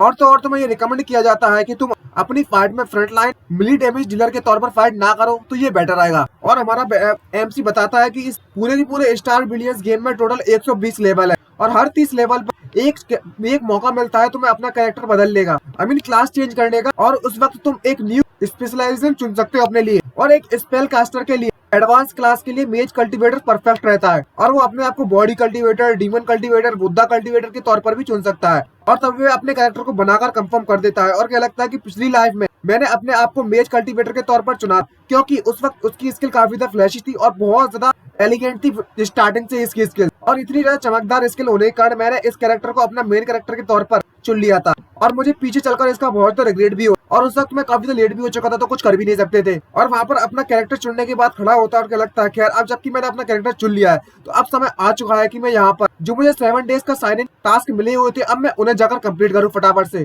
और अपने हाथों को घुमाते हुए वहां से चला जाता है और जब वे अपने कपड़े वपड़े पहनकर तैयार होकर जूते वूते पहनकर गेट के बाहर से जाने वाला होता है तभी उसकी सिस्टर उसके पीछे आती है और उससे पूछने लगती है, ये जियाचैन तुम कहीं पर जा रहे हो क्या? तो बस एक बार मैं आपको फिर से बताता हूँ कि ये चैन और जियाचैन एक ही बात है, क्योंकि जो चाइनीज लोग हैं वो ये को जियाओ भी कहते हैं। तभी हमारा एमसी अपनी सिस्टर से कहने लगता है कि मुझे कुछ काम याद आ गया इसलिए मैं बाहर जा रहा हूँ, जैसे मेरा काम खत्म हो जाएगा मैं वापस आ जाऊंगा। तभी उसकी सिस्टर अपना क्रेडिट कार्ड या डेबिट कार्ड जो भी होता है वो उसको देने लगती है और अपना कार्ड देते हुए उससे कहने लगती है कि हमारे घर की जो सामान है वो ऑलमोस्ट खत्म होने वाला है, तो मैं चाहती हूँ कि तुम जाकर कुछ शॉपिंग करो और सामान लेकर आओ। और तो और सामान लेने के बाद अगर तुम्हारी कुछ इच्छा होती है खरीदने की तुम तब कुछ जाकर खरीद सकते हो अपने लिए, इतनी ज्यादा मेहनत करने के लिए। और जब हमारा जो एमसी होता है वो उसके क्रेडिट कार्ड को देखता है या डेबिट कार्ड को देखता है तो वो कभी सरप्राइज होता है थोड़ा सा और शौक होता है और अपनी पुरानी यादों को याद करते हुए उस कार्ड को लेता है और क्या लगता है, अच्छा सिस्टर ठीक है मैं इस कार्ड का इस्तेमाल कर लूंगा और आपने जैसा कहा है मैं वैसे ही सामान लेकर भी आ जाऊंगा। और तभी वे अपने मोबाइल में चेक करता है तो वहाँ पर 7 डेज साइन इन का क्वेस्ट होता है। डे 1 के लिए उसे टास्क मिला होता है, यहाँ पर सिस्टम के द्वारा उसे टास्क दिया जाता है कि रेस्पेक्टेड बेटा प्लेयर तो मैं इस टास्क को कंप्लीट करने के लिए सबसे पहले तो रिक्वायर मटेरियल को इकट्ठा करना है बी ग्रेड फोर्ट फ्लाइंग एलेक्सरी बनाने के लिए। और इस टास्क को कंप्लीशन क्राइटेरिया है ना वो सक्सेसफुली तुम्हें इस एलेक्सरी को बनाना है और अपनी फिजिकल कॉन्स्टिट्यूशन को A ग्रेड तक पहुंचाना है। और तो और नोट के तौर पर यह भी बताया जाता है कि इस वक्त जो प्लेयर की कंडीशन है, कॉन्स्टिट्यूशन है, वो उसे D रेटिंग दी गई है। तभी हमारा एमसी जब इस टास्क को देखता है तो वो सोचते हो, क्या लगता है कि मुझे लगा था कि मेरी जो लिमिट है, और मुझे ऐसा बिल्कुल भी लगता है कि जब भी मेरे पास इतना पैसा है वो मेरे इस टास्क के मटेरियल की प्राइस को मेंटेन कर पाएगा। जहाँ तक कि मुझे ऐसी सप्लाईज भी इकट्ठी करनी है जब ये दुनिया पूरी तरह से तबाह हो जाएगी, जब एपोकलिप्स बदल जाएगी, तब के लिए भी सप्लाईज मुझे इकट्ठी करनी है। तो क्या होगा, मुझे पूरा कार्ड खाली करना पड़ेगा इसका मतलब। लेकिन मेरी सिस्टर को देखो तो जरा पता नहीं कैसे इसे पता चल गया, लेकिन इसने इतना सामान जो ऑर्डर कर दिया है। और अपनी सिस्टर के जैसे ही बात करता है तो उसकी सिस्टर को जोरों से छींकने लगती है। जैसा कि आप समझ ही सकते हो कि जब किसी के बारे में बात करो तो वो छींके लगता है। अब पता नहीं ऐसा क्या है साइंटिफिक रीजन, पर मुझे भी इसके बारे में कोई ज्यादा जानकारी नहीं है। और वहां पर उसकी सिस्टर अंदर आराम से बैठकर एप्पल खाने में लगी हुई होती है, या फिर फ्रूट खाने में लगी हुई होती है। और इसी तरीके से नेक्स्ट सीन में हमें एक घर के अपार्टमेंट में एक जोरदार धमाका होते हुए दिखाया जाता है। और उस धमाके बीच में हमारे एमसी को दिखाया जाता है और धमाके के कारण पे खसना चालू कर देता है और हर तरफ धुआं ही धुआं हो जाता है। और हमें पता चलता है कि ये अपने एयर फ्रायर में इलेक्ट्रिसिटी बनाने में लगा हुआ है। और जब उनमें से कुछ पिल्स बाहर निकल आती है, इसको देखने के बाद उसके पसीने छूट जाते हैं। और उस पिल्स को देखने के बाद क्या लगता है, अच्छा तो ये है फाउंडेशन नरिशिंग पिल्स। और उन पिल्स को देखने के बाद उसे कुछ अजीब सा लगता है और क्या लगता है कि जो पिल्स मुझे बीटा टेस्ट दिखा करती थी वो अभी के दिखने में काफी ज्यादा डिफरेंट क्यों लगने में लगी है मुझे। क्या ये सब बोलो, मैं कम से कम क्या ये सब भूल जाओ, कम से कम मैं इन पिल्स को रिफाइन करने में सक्सेसफुल तो रहा। और तो और मैंने इन्हें बनाने के लिए सिर्फ स्टैंडर्ड इंग्रेडिएंट्स का इस्तेमाल किया है। अगर मैं इसको थोड़ा सा टेस्ट कर भी लेता हूँ तो मुझे ही लगता है कि यहाँ पर मुझे कोई परेशानी का परेशानियों का सामना करना पड़ेगा। तो चलो ट्राई कर देखते हैं कि आखिरकार ये चीज कैसी बनी है। और इसको ट्राई करते वक्त इसकी भी फट रही होती है खैर। और तभी वह अपने द्वारा बनाई गई पिल्स को अपने मुंह में डाल देता है। और जैसे ही वो उस पिल को अपने मुंह में डालता है तो एकदम से शॉक हो जाता है। और उसका टेस्ट इतना ज्यादा खराब होता है, इतना ज्यादा खराब होता है कि वो उस टेस्ट को बिल्कुल भी झेल नहीं पा रहा होता है। और गुस्से में कह पड़ता है, शिट, आखिरकार इस चीज का किस तरीके का टेस्ट है, ये मैंने ये क्या बना डाला। इसको खाने के बाद तो ऐसा लगता है कि मैं अभी यहीं पर मारा जाऊंगा। इससे बढ़िया तो अगर मैं स्नेल राइस सूप को हैरिंग करके भी खा के देखूं ना तो भी मुझे इतना बुरा टेस्ट नहीं आएगा। अब इसका मतलब तो मुझे भी नहीं पता भाई इसके सूप खाने के बारे में, डिशेस के बारे में, पर जो भी है ऐसे कंपेयर कर रहा है कि अगर मैं उस चीज को भी खा लूं ना तो उसका टेस्ट भी इतना बुरा नहीं होगा। तभी अचानक से मेडिसिन खाने के बाद उसे एक जोरदार नोटिफिकेशन आता है। और नोटिफिकेशन में लिखा होता है सिस्टम के द्वारा कि आपको मुबारकबाद हो बीटा टेस्टर एचआर, आपने सक्सेसफुली बी लेवल की एक्सिलरी फाउंडेशन नरिशिंग पिल को बना लिया है। और इसके रिवॉर्ड के तौर पर आपको 1000 एक्सपीरियंस पॉइंट दे दिए जाते हैं। और इनाम के तौर पर उसे रैंडम पीस इक्विपमेंट दिया जाता है। और नोटिफिकेशन में लिखा होता है कि तुम इस इक्विपमेंट को अपने इन्वेंटरी में चेक कर सकते हो। और तुम्हारी जो करंट कैपेसिटी है इन्वेंटरी की वो 1 क्यूबिक मीटर है। और एक और नोटिफिकेशन लिखा होता है कि तुम्हें मुबारकबाद हो बीटा टेस्टर एचआर, आपने spell caster 7 day sign in quest में अनलॉक कर लिया है। और इसे कंप्लीट करने के लिए आपको मिस्टीरियस न्यूबी गिफ्ट के तौर पर एक इनाम दिया जाता है, क्योंकि आप ओपन बीटा टेस्ट को दिया जाएगा जब इसका ओपन बीटा टेस्ट खुल जाएगा सभी के लिए। और जैसे जैसे आप हर एक टास्क को कंप्लीट करते जाएंगे आपको उसी के अनुसार गिफ्ट प्रोवाइड किए जाएंगे। अगर कोई और बाई चांस अगर कोई टास्क फेल हो जाता है तो तुम्हारा जो टेस्टर स्टेटस है और एसोसिएटेड प्रिविलेज है वो पूरी तरह रिवॉर्ड मतलब मिटा दी जाएगी। ये बात देखने के बाद जो हमारा एमसी होता है वो थोड़ा सरप्राइज होता है और उससे क्या लगता है, क्या ये एक एक्सक्लूसिव क्वेस्ट है। मुझे ऐसा कुछ भी याद नहीं आ रहा है पिछली लाइफ में जब मैंने ऐसा कुछ किया था जिस समय पर star billions beta testing start हुई थी। तभी एक और नोटिफिकेशन आता है और उसमें सिस्टम के द्वारा बताया जाता है कि जो एक्सक्लूसिव टेस्ट है वह सिर्फ बीटा टेस्टर्स के लिए ही बनाई गई है। और ये क्वेस्ट तब अनलॉक हो जाएगी जब वह एक पर्टिकुलर प्लेयर एक पर्टिकुलर रिक्वायरमेंट को पूरी करता है। और बीटा टेस्ट प्लेयर ये चाहे आपको स्पेल कास्टर के कोड पर चलते रहना है, उसके रास्ते पर चलते रहना है। और अपने कल्टीवेशन के लिए जो सबसे ज्यादा इंपॉर्टेंट 6 आइटम है उन्हें कलेक्ट करना है। और इन 6 आइटम का नाम होता है wealth, partner, method, land, body and spirit. ये बात सुनने के बाद हमारा एमसी थोड़ा कंफ्यूज होता है और उससे क्या लगता है, तुम्हारे कहने का मतलब है कि जो टास्क है वो पहले से डिजाइन कर दिया गया है। इसमें कोई जोराई वाली बात नहीं है कि जो पहला मेरा टास्क था वो रिफाइन करने वाला था। और बताता है कि मेरी पिछली लाइफ में जब मैंने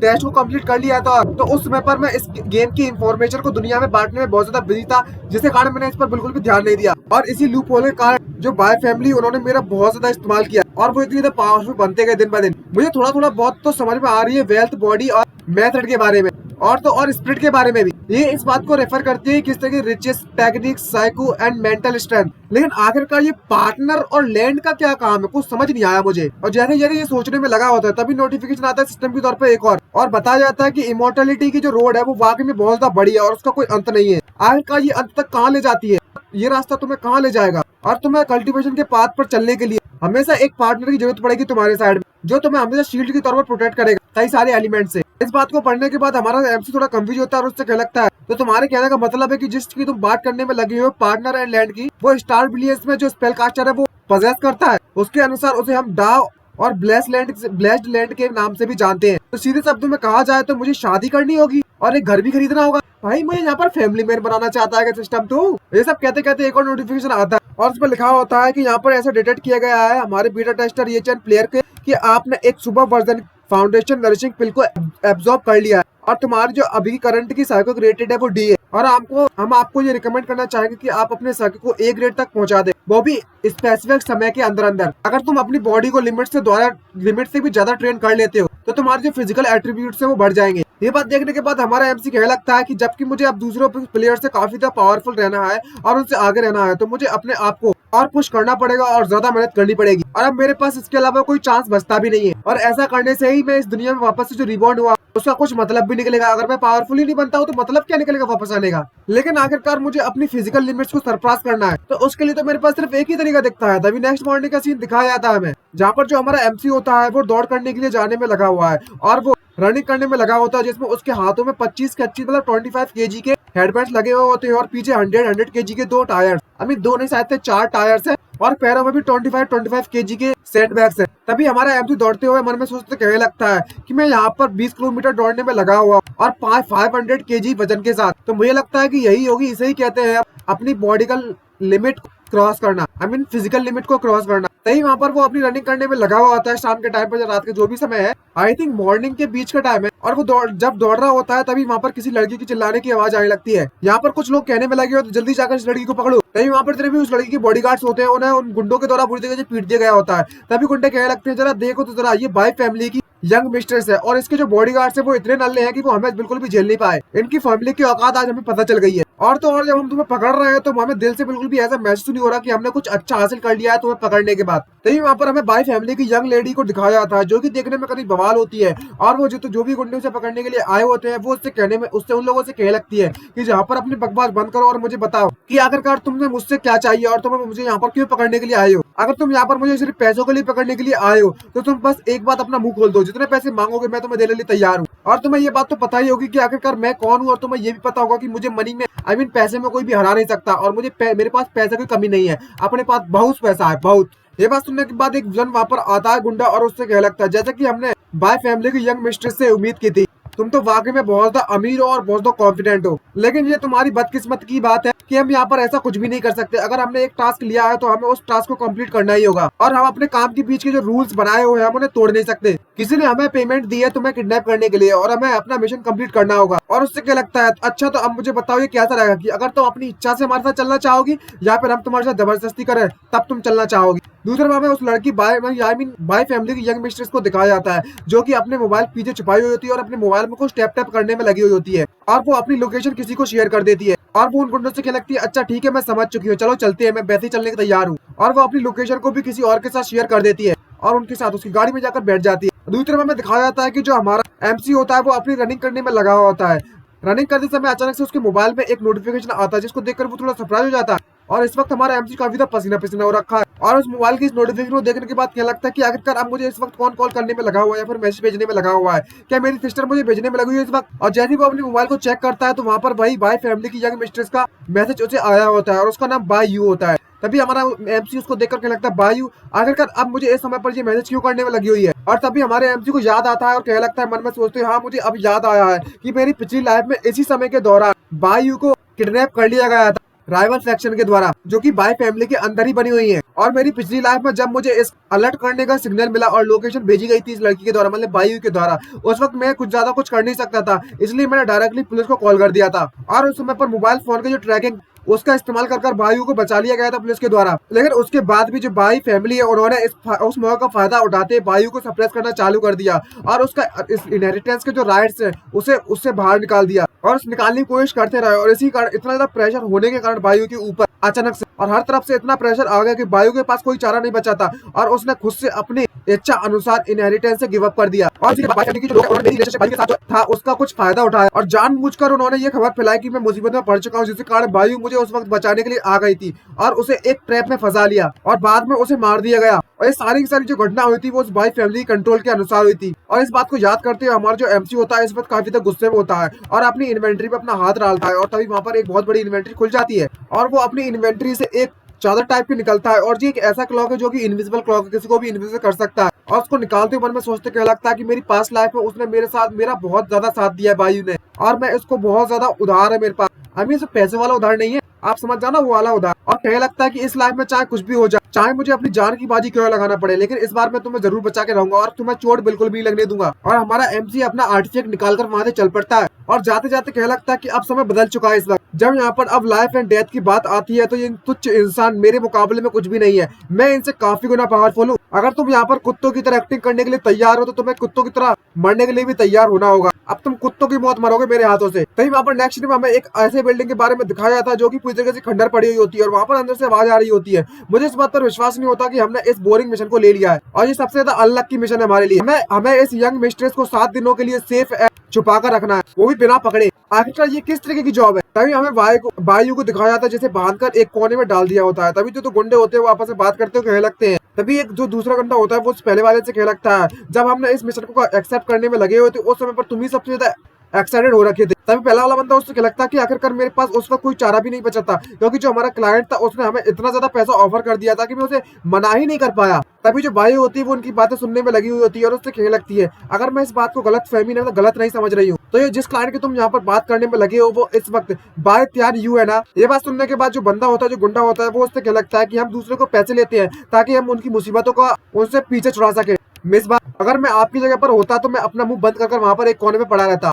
और फालतू के क्वेश्चन नहीं पूछता। तभी वहाँ पर उस लड़के की ठड़क दिख पड़ती है और वो ठड़क में मतलब इतनी ज्यादा खूबसूरत लड़की पड़ी हुई उसके सामने और उसकी ठड़क में जाके, तो भाई ऐसा कैसा मांगा है। और जैसे उसकी ठड़क जग पड़ती है और उससे लगता है हाँ मुझे अब याद आ गया कि जो हमारा क्लाइंट ने उसने कहा था कि तुम्हें सेफ एंड छुपा रखना है सिर्फ 1 हफ्ते के लिए। उन्होंने ऐसा कुछ भी नहीं कहा था कि हम यहाँ पर इस लड़की को टच नहीं कर सकते और इसके साथ थोड़े बहुत मजे नहीं कर सकते। और वो दोनों के दोनों वो उस लड़की की तरफ बढ़ने लगते हैं, आई मीन बायू की तरफ बढ़ने लगते हैं। और उससे क्या लगता है कि हमारा तुम ऐसा सोचो कि हम यहाँ पर कंपनसेशन ले रहे हैं इतना ज्यादा बोरिंग टास्क लेने के लिए, वो भी तुमसे, क्योंकि हम 1 हफ्ते के लिए अब इसी प्लेस पर तुम्हारे साथ रहने वाले हैं ना। हम इस बात को अप्रिशिएट करेंगे कि अगर मिस भाई हमारे साथ कोऑपरेट करे तो। अगर तुम यहाँ पर रजिस्ट करती हो तो मैं इस बात की गारंटी नहीं देता कि तुम्हारे साथ क्या हो जाएगा फ्यूचर में। और मैं उम्मीद करता हूँ कि तुम यहाँ की सिचुएशन को अच्छी तरीके से समझ सकती हो। और वो अपने गंदे हाथों को बायू के ऊपर डालने के लिए आगे बढ़ने लगता है और जैसे वो अपने हाथों को आगे बढ़ाता है तो जो बायू होती है उसकी पत्नी छूट जाती है डर के मारे कि अब इसके साथ क्या होने वाला है ऐसा। और जैसे ही वो गुंडा उसकी तरफ हाथ बढ़ाने लगता है तभी एक पावरफुल अटैक चमकता हुआ उस गुंडे की तरफ बढ़ता है, जिसके कारण उस गुंडे की ऐसी तैसी हो जाती है और उसके मुंह से डायरेक्टली खून निकलने लगता है। और भाई इतना ज्यादा पावरफुल अटैक होता है जैसा कि आप देख ही सकते हैं। इस गुंडे की तो लग गई और जैसे ही बायू देखती है भाई ये क्या था, अचानक से ये क्या देख लिया मैंने। और वो देखती है सामने की एक क्लॉक टेनो बंदा उसके सामने खड़ा हुआ है। और वहाँ पर जो बाकी जो दूसरा गुंडा होता है वो देखकर सरप्राइज होता है और डर जाता है। और वो देखता है कि उसका साथी तो वहीं पर एक मौके में बेहोश हो चुका है। तभी गुंडा चिल्लाता है, उससे क्या लगता है कि आखिरकार यहाँ पर कौन है, किसकी हिम्मत हुई हमारे साथी पर इस तरह से अटैक करने की। तभी वहाँ पर जो बायू होती है वो देखती है कि यहाँ पर ये चन आ चुका है और ये चन वहाँ पर अपने क्लॉक को हटाता है और कहने लगता है कि मैं यहाँ पर आ चुका हूँ तुम्हारा पप्पा, मैं तो बस एक पासिंग कल्टीवेटर हूँ जो जहाँ से गुजर रहा था। मैंने देखा यहाँ पर तुम एक लड़की को परेशान करने में लगे थे, इसलिए मैं यहाँ पर उसे बचाने के लिए आ गया हूँ। और एक धमाकेदार एंट्री मारता है हमारा एमसी यहाँ पर। तभी हमारा एमसी बायू के नजदीक आता है और उसके हाथों में जो रस्सियां बंधी हुई होती है उसे खोलते हुए कह लगता है कि तुम यहाँ पर मेरा थोड़ी देर के लिए इंतजार करो, एक बार मैं यहाँ के जितने भी गुंडे उनसे निपट लूँ, बाद में तुम्हें यहाँ पर मैं लेने के लिए आऊंगा और हम साथ में यहाँ से निकल जाएंगे। ये बात देखने के बाद जो गुंडा होता है वो अपनी नाइफ निकाल लेता है और उससे लगता है क्या तेरी हिम्मत कैसी है हमारे लोगों पर इस तरीके से अटैक करने की, तो ये लगता है कि तुम यहाँ से हमारे चंगों से बचकर भाग सकते हो। इस बात की कभी उम्मीद ही मत रखना, कोई फर्क नहीं पड़ता कि तुम कौन हो, अब जबकि तुम यहाँ पर आ चुके हो तो तुम यहाँ पर अब मारे जाओगे। और तभी हमारा जो एमसी होता है वो बायू की रस्सियों को खोल देता है और खड़े हो जाता है। और जैसे ही गुंडे की इस बात को सुनता है तो हमारा एमसी काफी तो गुस्सा हो जाता है और अपनी फुल पावर को ऑरा को रिलीज करता है। और उसकी स्पीड इतनी ज्यादा होती है कि जो नॉर्मल बंदे होते हैं वो उसकी स्पीड को बिल्कुल पकड़ नहीं पाते हैं और वो उस बंदे के हाथ में एक झटके में तोड़ देता है। इसको देखकर उस बंदे को भी कुछ भी समझ में नहीं आ रहा होता। इस बंदे की नाक बिल्कुल सुगर जैसी लग रही होती है, पिक जैसी, और बंदा उसके चंगल से बच के लिए भाग जाता है। और उससे लगता है तुम्हें देखकर तो ऐसा लगता है कि वाकई में तुम्हारे पास कुछ स्किल्स तो है, मानना तो पड़ेगा तुम में दम तो है। और वहाँ पर और भी गुंडे आ जाते हैं उससे फाइट करने के लिए हमारे एमसी से, और वे हमारे एमसी को चारों तरफ से घेर लेते हैं। और चारों तरफ से हमारे एमसी को घेरने के बाद वो कहने लगता है अच्छा अब बच के दिखाओ, अब देखते हैं क्या तुम हमसे बच सकते हो। अब हमने तुम्हें चारों तरफ से घेर लिया और अपने अपने वेपन लेकर उस पर अटैक करने के लिए रेडी होते हैं। और वो अपने बाकी को साथी से कहने लगता है सभी के सभी लोग तैयार हो जाओ और अपने वेपन से इसको इतना मारना कि इसके अम्मा पापा भी ना पहचान पाए इसकी शकल को और इसे कचरे में फेंक देना बाद में मारने के बाद। और वहाँ पर जितने भी लोग होते हैं सभी के सभी लोग हमारे एमसी पर एक साथ अटैक करने के लिए कूद पड़ते हैं, वो भी बिना झिझकिचाए। तभी हमारा जो एमसी होता है वहाँ पर बिना किसी परेशानी खड़ा होता है, लेकिन जो बाई होती है वो ये सब देख कर कभी तक शौक होती है और सरप्राइज होती है। और वो ये चंद से कह लगती है ये चंद अब हम क्या करें, यहाँ पर इतने ज्यादा लोग हैं, क्या तुम्हें लगता है कि तुम उन्हें पीट पाओगे? और इसके काफी तो पसीने भी छूट रहे होते हैं घबराहट के कारण, लेकिन हमारे एमसी का कुछ यहाँ पर कुछ भी नहीं बिगड़ता और वो अपनी जेब से कुछ पिल्स निकालता है, जो पिल्स उसके द्वारा बनाई गई थी, और उसके हाथों में इस वक्त 3 पिल्स मौजूद है और वो तीनों की तीनों पिल्स को एक साथ अपने मुंह में डाल लेता है। भाई एक पिल में तो हालत उसकी ऐसी हो गई थी, अब इसने एक साथ 3 पिल ले ली है, तो अब इसके साथ क्या होने वाला है पता चलेगा। और जैसे ही वो 3 पिल्स को एक साथ लेता है तो उसकी बॉडी में पता नहीं क्या होने लगता है और दौड़ दर्द के मारा जोरों से चिल्लाने लगता है। लेकिन थोड़ी देर बाद उसके हाथों की, उसके शरीर की जो पावर होती है वो काफी गुना बढ़ जाती है पहले के मुकाबले में, और सिस्टम के द्वारा उसे नोटिफिकेशन आता है कि आपको मुबारकबाद हो, आपकी जो फिजिकल बॉडी कंडीशन है वो डी रैंक से सी रैंक तक पहुंच चुकी है और आप अपग्रेड कर चुके हो। ये बात देखने के बाद हमारा एमसी भी थोड़ा खुश हो जाता है और भाइयों को इस वक्त कुछ भी समझ में नहीं आ रहा होता कि आखिरकार ये सब चल क्या रहा है। और तभी एक और नोटिफिकेशन होता है कि आपकी बॉडी, ये चैन की बॉडी, बीटा टेस्टेड प्लेयर ये चैन की बॉडी के अंदर काफी मात्रा में स्पिरिचुअल पावर महसूस की जा रही है। आप इस स्पिरिचुअल पावर के कारण अपनी आपकी बॉडी ब्लास्ट ना हो जाए तो सिस्टम के तौर से तरफ से आपको ये रिकमेंड किया जाता है कि जल्द से जल्द, जितना जल्दी हो सके उतना जल्दी अपनी बॉडी के अंदर से सारी की सारी जो एनर्जी है वो रिलीज कर दो। और जब इतनी ज्यादा एनर्जी इसके बॉडी के अंदर बढ़ रही होती है तो जो वायु होती है वो ये देखने के बाद काफी ज्यादा सरप्राइज हो जाती है और उसे कुछ भी समझ में नहीं आ रहा होता कि आखिरकार ये चैन इतना ज्यादा पावरफुल कैसे बन गया अचानक से। और वो देखती है अपनी आंखों के सामने कि किस तरीके से ये चैन अपनी फुल फोर्स के साथ अकेला इतनी रफ्तार बढ़ गई होती है कि उस अकेले बंदे ने इतने ज्यादा लोगों को एक झटके में सभी को पीट कर रख दिया है, वो भी बिना किसी एक खरोच के अपने बॉडी के ऊपर, और वो अपनी सारी एनर्जी को बिना किसी परेशानी के रिलीज भी कर देता है। और इतनी ज्यादा पावर रिलीज करने के बाद एक नोटिफिकेशन आता है सिस्टम के तौर पर, सिस्टम की तरफ से कि आप फिजिकल बॉडी कंडीशन है वो सी से बी ग्रेड तक अपग्रेड हो चुकी है। तभी जो विलन होता है, जो गुंडा होता है, ये सब देखने के बाद काफी ज्यादा एक्साइटेड होने लगता है और कहने लगता है ये पावर, ये स्पीड, मुझे लगा था कि मेरी जो जॉब है वो काफी ज्यादा बोरिंग हो जाएगी, लेकिन अब मुझे लगता है कि ये इतनी ज्यादा बोरिंग होने वाली। तुमने तो वाकई में हमें एक बहुत बड़ा सरप्राइज दे दिया। चलो आजा, चलो देखते हैं कि आखिरकार तुम यहाँ पर मुझे कितने ज्यादा जल्दी हरा सकते हो और मुझे कितना ज्यादा मजे दिलवा सकते हो। लेकिन वो जो गुंडा होता है वो अपने को पता नहीं क्या समझ रहा होता है अपने आप को, जैसे कि उसे हरा ही देगा हमारे एमसी को। तभी हमारा जो एमसी होता है वो फुल स्पीड में उस गुंडे की तरफ बढ़ता है, लेकिन वो गुंडा उसकी स्पीड को मैच नहीं कर पाता और उसके पसीने छूट जाते डर के मारे। और मन में सोचते क्या लगता है कि आखिरकार इसकी इतनी ज्यादा स्पीड कैसे है, और हमारा एमसी एकदम फुल स्पीड से आता है, बुलेट ट्रेन की स्पीड से भी तेज, एकदम फ्लैश बनते हुए, और उसके मुंह को पकड़कर सीधे दीवार में घुसेड़ देता है। जैसे कारण जो विलन होता है वो कहता है शिट, मेरी तो लग गई यार, मैं तो कुछ ज्यादा ही बोल दिया लगता है। और हमारे एमसी ने बस एक झटके में सभी बंदों को हरा दिया है और जो फाइनल बॉस होता है उसको भी बहुत ज्यादा बुरी तरीके से पीट दिया होता है हमारे एमसी ने। और उस गुंडे को पीटने के बाद हमारा एमसी वहां से हटता है और उससे लगता है मुझे माफ कर देना, लेकिन मेरे पास तुम्हारे खेलने के लिए ना ही टाइम है ना ही एनर्जी, अब तुम वहां पर जहां पर हो वहीं पर बने रहना एक कुत्ते की तरह, वो भी एक अच्छे बच्चे की तरह। और इसको पीटने के बाद अपनी जैसी सारी की सारी एनर्जी कंज्यूम कर लेता है तो सिस्टम के द्वारा एक और नोटिफिकेशन आता है कि आपको मुबारकबाद हो, बीटा टेस्ट प्लेयर ये चैन, आपकी बॉडी का जो साइकिल लेवल है वो 1 रेट तक पहुंच चुका है और इसके रिवॉर्ड के तौर पर आपको 10,000 एक्सपीरियंस पॉइंट दे दिए जाते हैं और आपके 7 मिशन में से एक मिशन कंप्लीट हो चुका है। तभी जैसे ही वो हमारा एमसी उस विलन को हराने के बाद बायु के पास जाने लगता है, लेकिन दूसरी तरफ जो बायु होती है वो डायरेक्टली जाकर ये चैन को अपने गले लगा लेती है। रोमांटिक सीन आ गया यहाँ तो। तभी जैसी बायु होती है वो गले लगने के बाद ये चैन से कहने लगती है तुम सच में ये चैन हो ना, एक पल के लिए तो मुझे ये लगा था कि तुम कोई और मैंने कुछ गलत फहमी पाल रखी हो, खासकर जो भी तुमने अभी किया है उसको देखने के बाद तो गलत फहमी बनना तो पक्का थी ना, क्योंकि पहले तुम इतने ज्यादा पावरफुल नहीं थे, तो मुझे पहचानने में तुम्हें गलती हो गई। तभी जो हमारा एमसी होता है वो सबसे पहले तो बायु को अपने बॉडी से दूर रखता है, कुछ ज्यादा चिपका चिपकी चल रही है ना इसीलिए।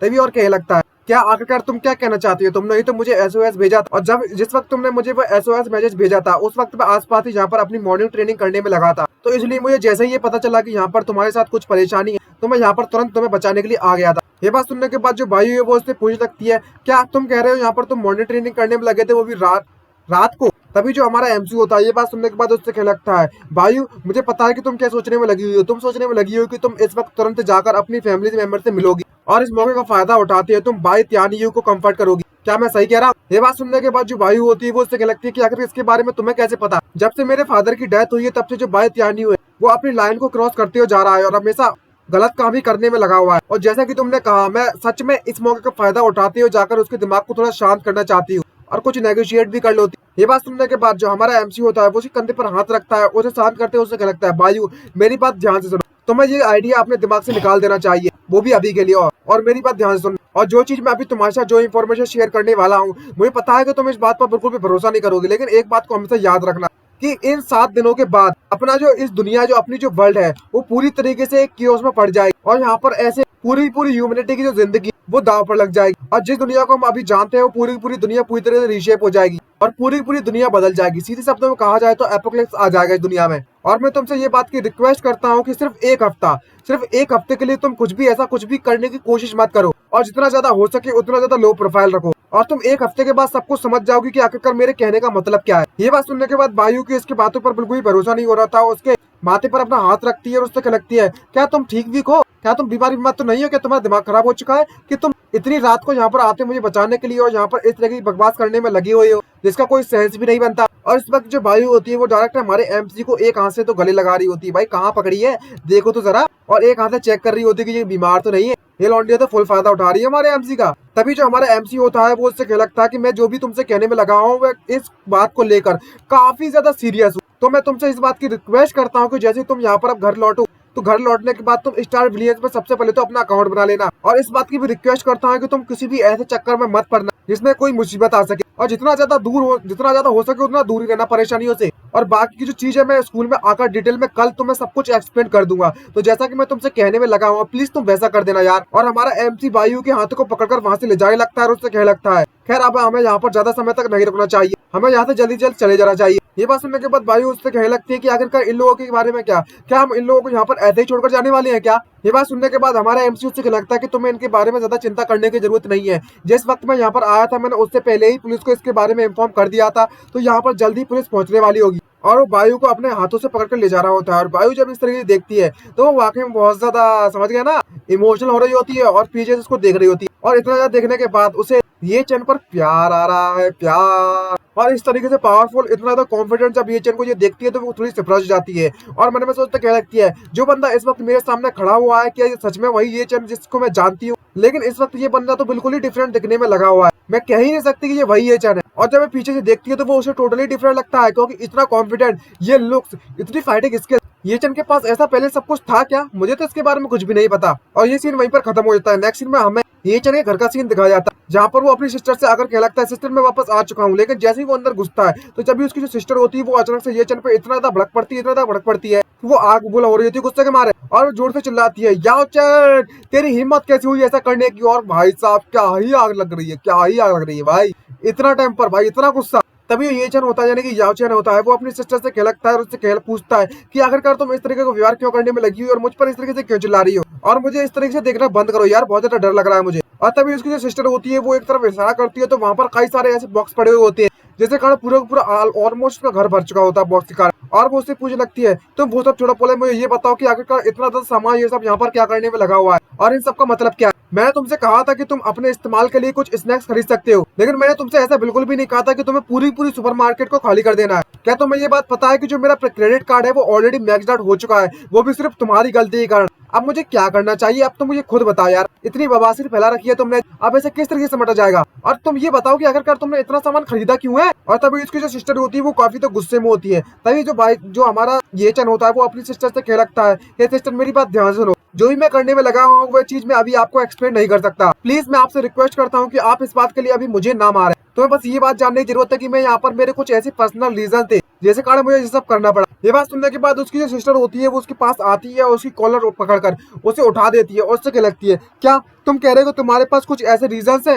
तुम्हारे कहने का मतलब है कि यहाँ पर कोई दुनिया में मतलब दुनिया तबाह होने वाली है और एपोकलिप्स यहाँ पर आने वाला है जिसके कारण तुम इतना ज्यादा खाना इकट्ठा कर रहे हो। ये बात सुनने के बाद जो ये चैन होता है वो अपनी सिस्टर से कह लगता है, अगर मैं आपसे ये कहूँ कि दुनिया सच में तबाह होने वाली है तो क्या आप मेरी बात पर भरोसा करोगी? ये बात सुनने के बाद जो ये चैन की सिस्टर होती है वो उसको अपने गर्दन से पकड़ती है और अपनी बाहों में भर के उसे दबाना चालू कर देती है और उससे क्या लगती है, अगर तुमने मेरे साथ ऐसा कुछ भी बकवास करने की कोशिश की तो सबसे पहले तो मैं तुम्हें इतना मारूंगी तुम याद रखोगे हमेशा, और तुम्हें मारने के बाद उसके बाद मैं हॉस्पिटल में अपॉइंटमेंट लूंगी एक साइकेट्रिस्ट से, ताकि तुम्हारे दिमाग की जानकारी और तुम्हारे दिमाग की जांच की जा सके, कहीं तुम्हारा दिमाग तो खराब ना हो गया। और तभी हमारा एमसी उससे कहने लगता है, अच्छा ठीक है अब मैं तुम्हें बताने वाला हूँ सिस्टर, मैं तुम्हें काफी समय से देखते हुए आ रहा हूँ, तुम्हें देखकर ऐसा लगता है कि तुम्हारी फिजिकल कंडीशन कुछ ठीक ठाक नहीं लग रही है, और मुझे इस बात का पता चला है कि ये सब इसलिए हो रहा है क्योंकि तुम काफी ज्यादा थक चुकी हो, और इसलिए मैंने यहाँ पर इतने ज्यादा पैसों का इस्तेमाल कर तुम्हारे लिए बॉडी स्ट्रेंथनिंग पिल का इस्तेमाल किया है, खरीदी है, और जिससे मैंने ये खरीदी हुई है वह एक ओल्ड प्रैक्टिशनर है। अगर तुम इस मेडिसिन को लेकर बिल्कुल भी इंटरेस्टेड नहीं हो तो कोई बात नहीं। ये बात सुनने के बाद उसकी जो सिस्टर होती है वो कभी तो खुश हो जाती है और उससे क्या लगती है, तुम्हें देखकर ऐसा लगता तो नहीं है लेकिन फिर भी यार तुम्हें देखकर तो ऐसा लगता है कि तुम वाकई में सच में मेरा अच्छा ही चाहते थे। इस टाइम तो मैं तुम्हें यहाँ से जाने देती हूँ, तो अच्छा तुम मुझे ये बताओ कि आखिरकार वो एलेक्सरी है कहाँ, जो एलेक्सरी तुम मुझे देना चाहते थे? तभी जो हमारा एमसी होता है, एमसी के द्वारा जो बनाई गई एलेक्सिटी होता है वो बाहर निकालता है एक एलेक्सिटी और वो अपनी सिस्टर को देती है, उससे क्या लगता है ये जो वो एलेक्सिटी अब जल्दी से इसको डायरेक्टली अपनी मुंह में डालकर निकल जा। और जब ये इस एलेक्सिटी को देखती है हमारे एमसी की सिस्टर, तो वो उसको देखकर थोड़ी सरप्राइज होती है और उससे क्या लगती है, हे येचन, क्या तुम इस बात को लेकर श्योर हो कि ये जो एलेक्सिटी है वो सच में काम करती है या फिर किसी ने तुम्हें बर्बाद करके लूट तो नहीं दिया और तुम्हारा बेवकूफ तो नहीं बना दिया, कहीं तुम्हारा किसी ने काट तो नहीं दिया वो भी बुरी तरीके से। और इस एलेक्सिटी पर डाउट करने लगती है इसकी सिस्टर और कहती है चलो ठीक है अब तुम कह रहे हो तो निकल लेते हैं। और वहीं पर वह सीन खत्म हो जाता है। नेक्स्ट सीन में हमें नेक्स्ट डे का सीन दिखाया जाता है जहाँ पर जो हमारा एमसी होता है इस वक्त अपनी कल्टीवेशन में काफी ज्यादा व्यस्त है और वो अपने कल्टीवेशन के दौरान एक ऐसी मेथड का इस्तेमाल करने में लगा हुआ है जिसके कारण उसके बॉडी की जो माना लेवल है ना, माना लेवल कह सकते हैं या फिर क्यू लेवल कह सकते हैं, जो भी धीरे धीरे करके बढ़ना चालू हो जाता है और उसकी फिजिकल बॉडी कंडीशन धीरे करके ठीक होने लगती है और वो अपनी स्पिरिचुअल पावर को बढ़ाने के बाद मन में सोचते हुए हमें बताने लगता है किस तरीके से अभी इस वक्त मेरी जो फिजिकल बॉडी कंडीशन है और मेरी बॉडी के अंदर जितनी ज्यादा स्पिरिचुअल पावर मौजूद है, ये उतनी ज्यादा स्पिरिचुअल पावर है जब उस वक्त हुआ करती थी जिस समय पर मैं बीटा टेस्ट प्लेयर था, I mean internal beta test player था और उस वक्त मैं लेवल 10 का था। लेकिन सबसे ज्यादा प्रॉब्लम मेरे लिए ये है कि मैं इस वक्त सबसे ज्यादा इंपॉर्टेंट चीज जो कि एक टेक्निक है वह मेरे पास नहीं है। अगर वो मेरे पास होती तो मेरी तो बल्ले बल्ले हो जाती और अगर मेरे पास टेक्निक होती तो मैं अपनी बॉडी को और अपनी स्किल्स को थोड़ा और ज्यादा शार्प कर लेता। और अभी तो सिर्फ मेरे पास लेवल्स एक नंबर है और कुछ भी नहीं। अगर मेरे पास कोई स्किल्स नहीं है तो ये नंबर जो लेवल्स मेरे लिए कुछ भी नहीं है। और तभी अपनी कल्टीवेशन कंप्लीट करने के बाद आज की वह अपने मोबाइल को उठाता है और मोबाइल को उठाने के बाद सिस्टम को चेक करने लगता है और मोबाइल को चेक करते हुए लगता है कि सिस्टम के द्वारा जो मुझे इंफॉर्मेशन प्रोवाइड की गई है उस सिस्टम के द्वारा हेवनली लॉ एंड जो बॉडी डिवाइन आर्ट्स है वह सिर्फ उन्हीं एक्सक्लूसिव मिशंस के द्वारा मुझे प्राप्त होंगी, आई मीन उन्हीं मिशंस के द्वारा मिलेंगी जो स्पेशल मिशंस है और वो जियान आर्टिसियन के मिशन कंप्लीट करने पड़े उस इंटरनल बीटा टेस्ट के दौरान। तो मुझे लगता है कि इस हफ्ते के जो मिशंस हैं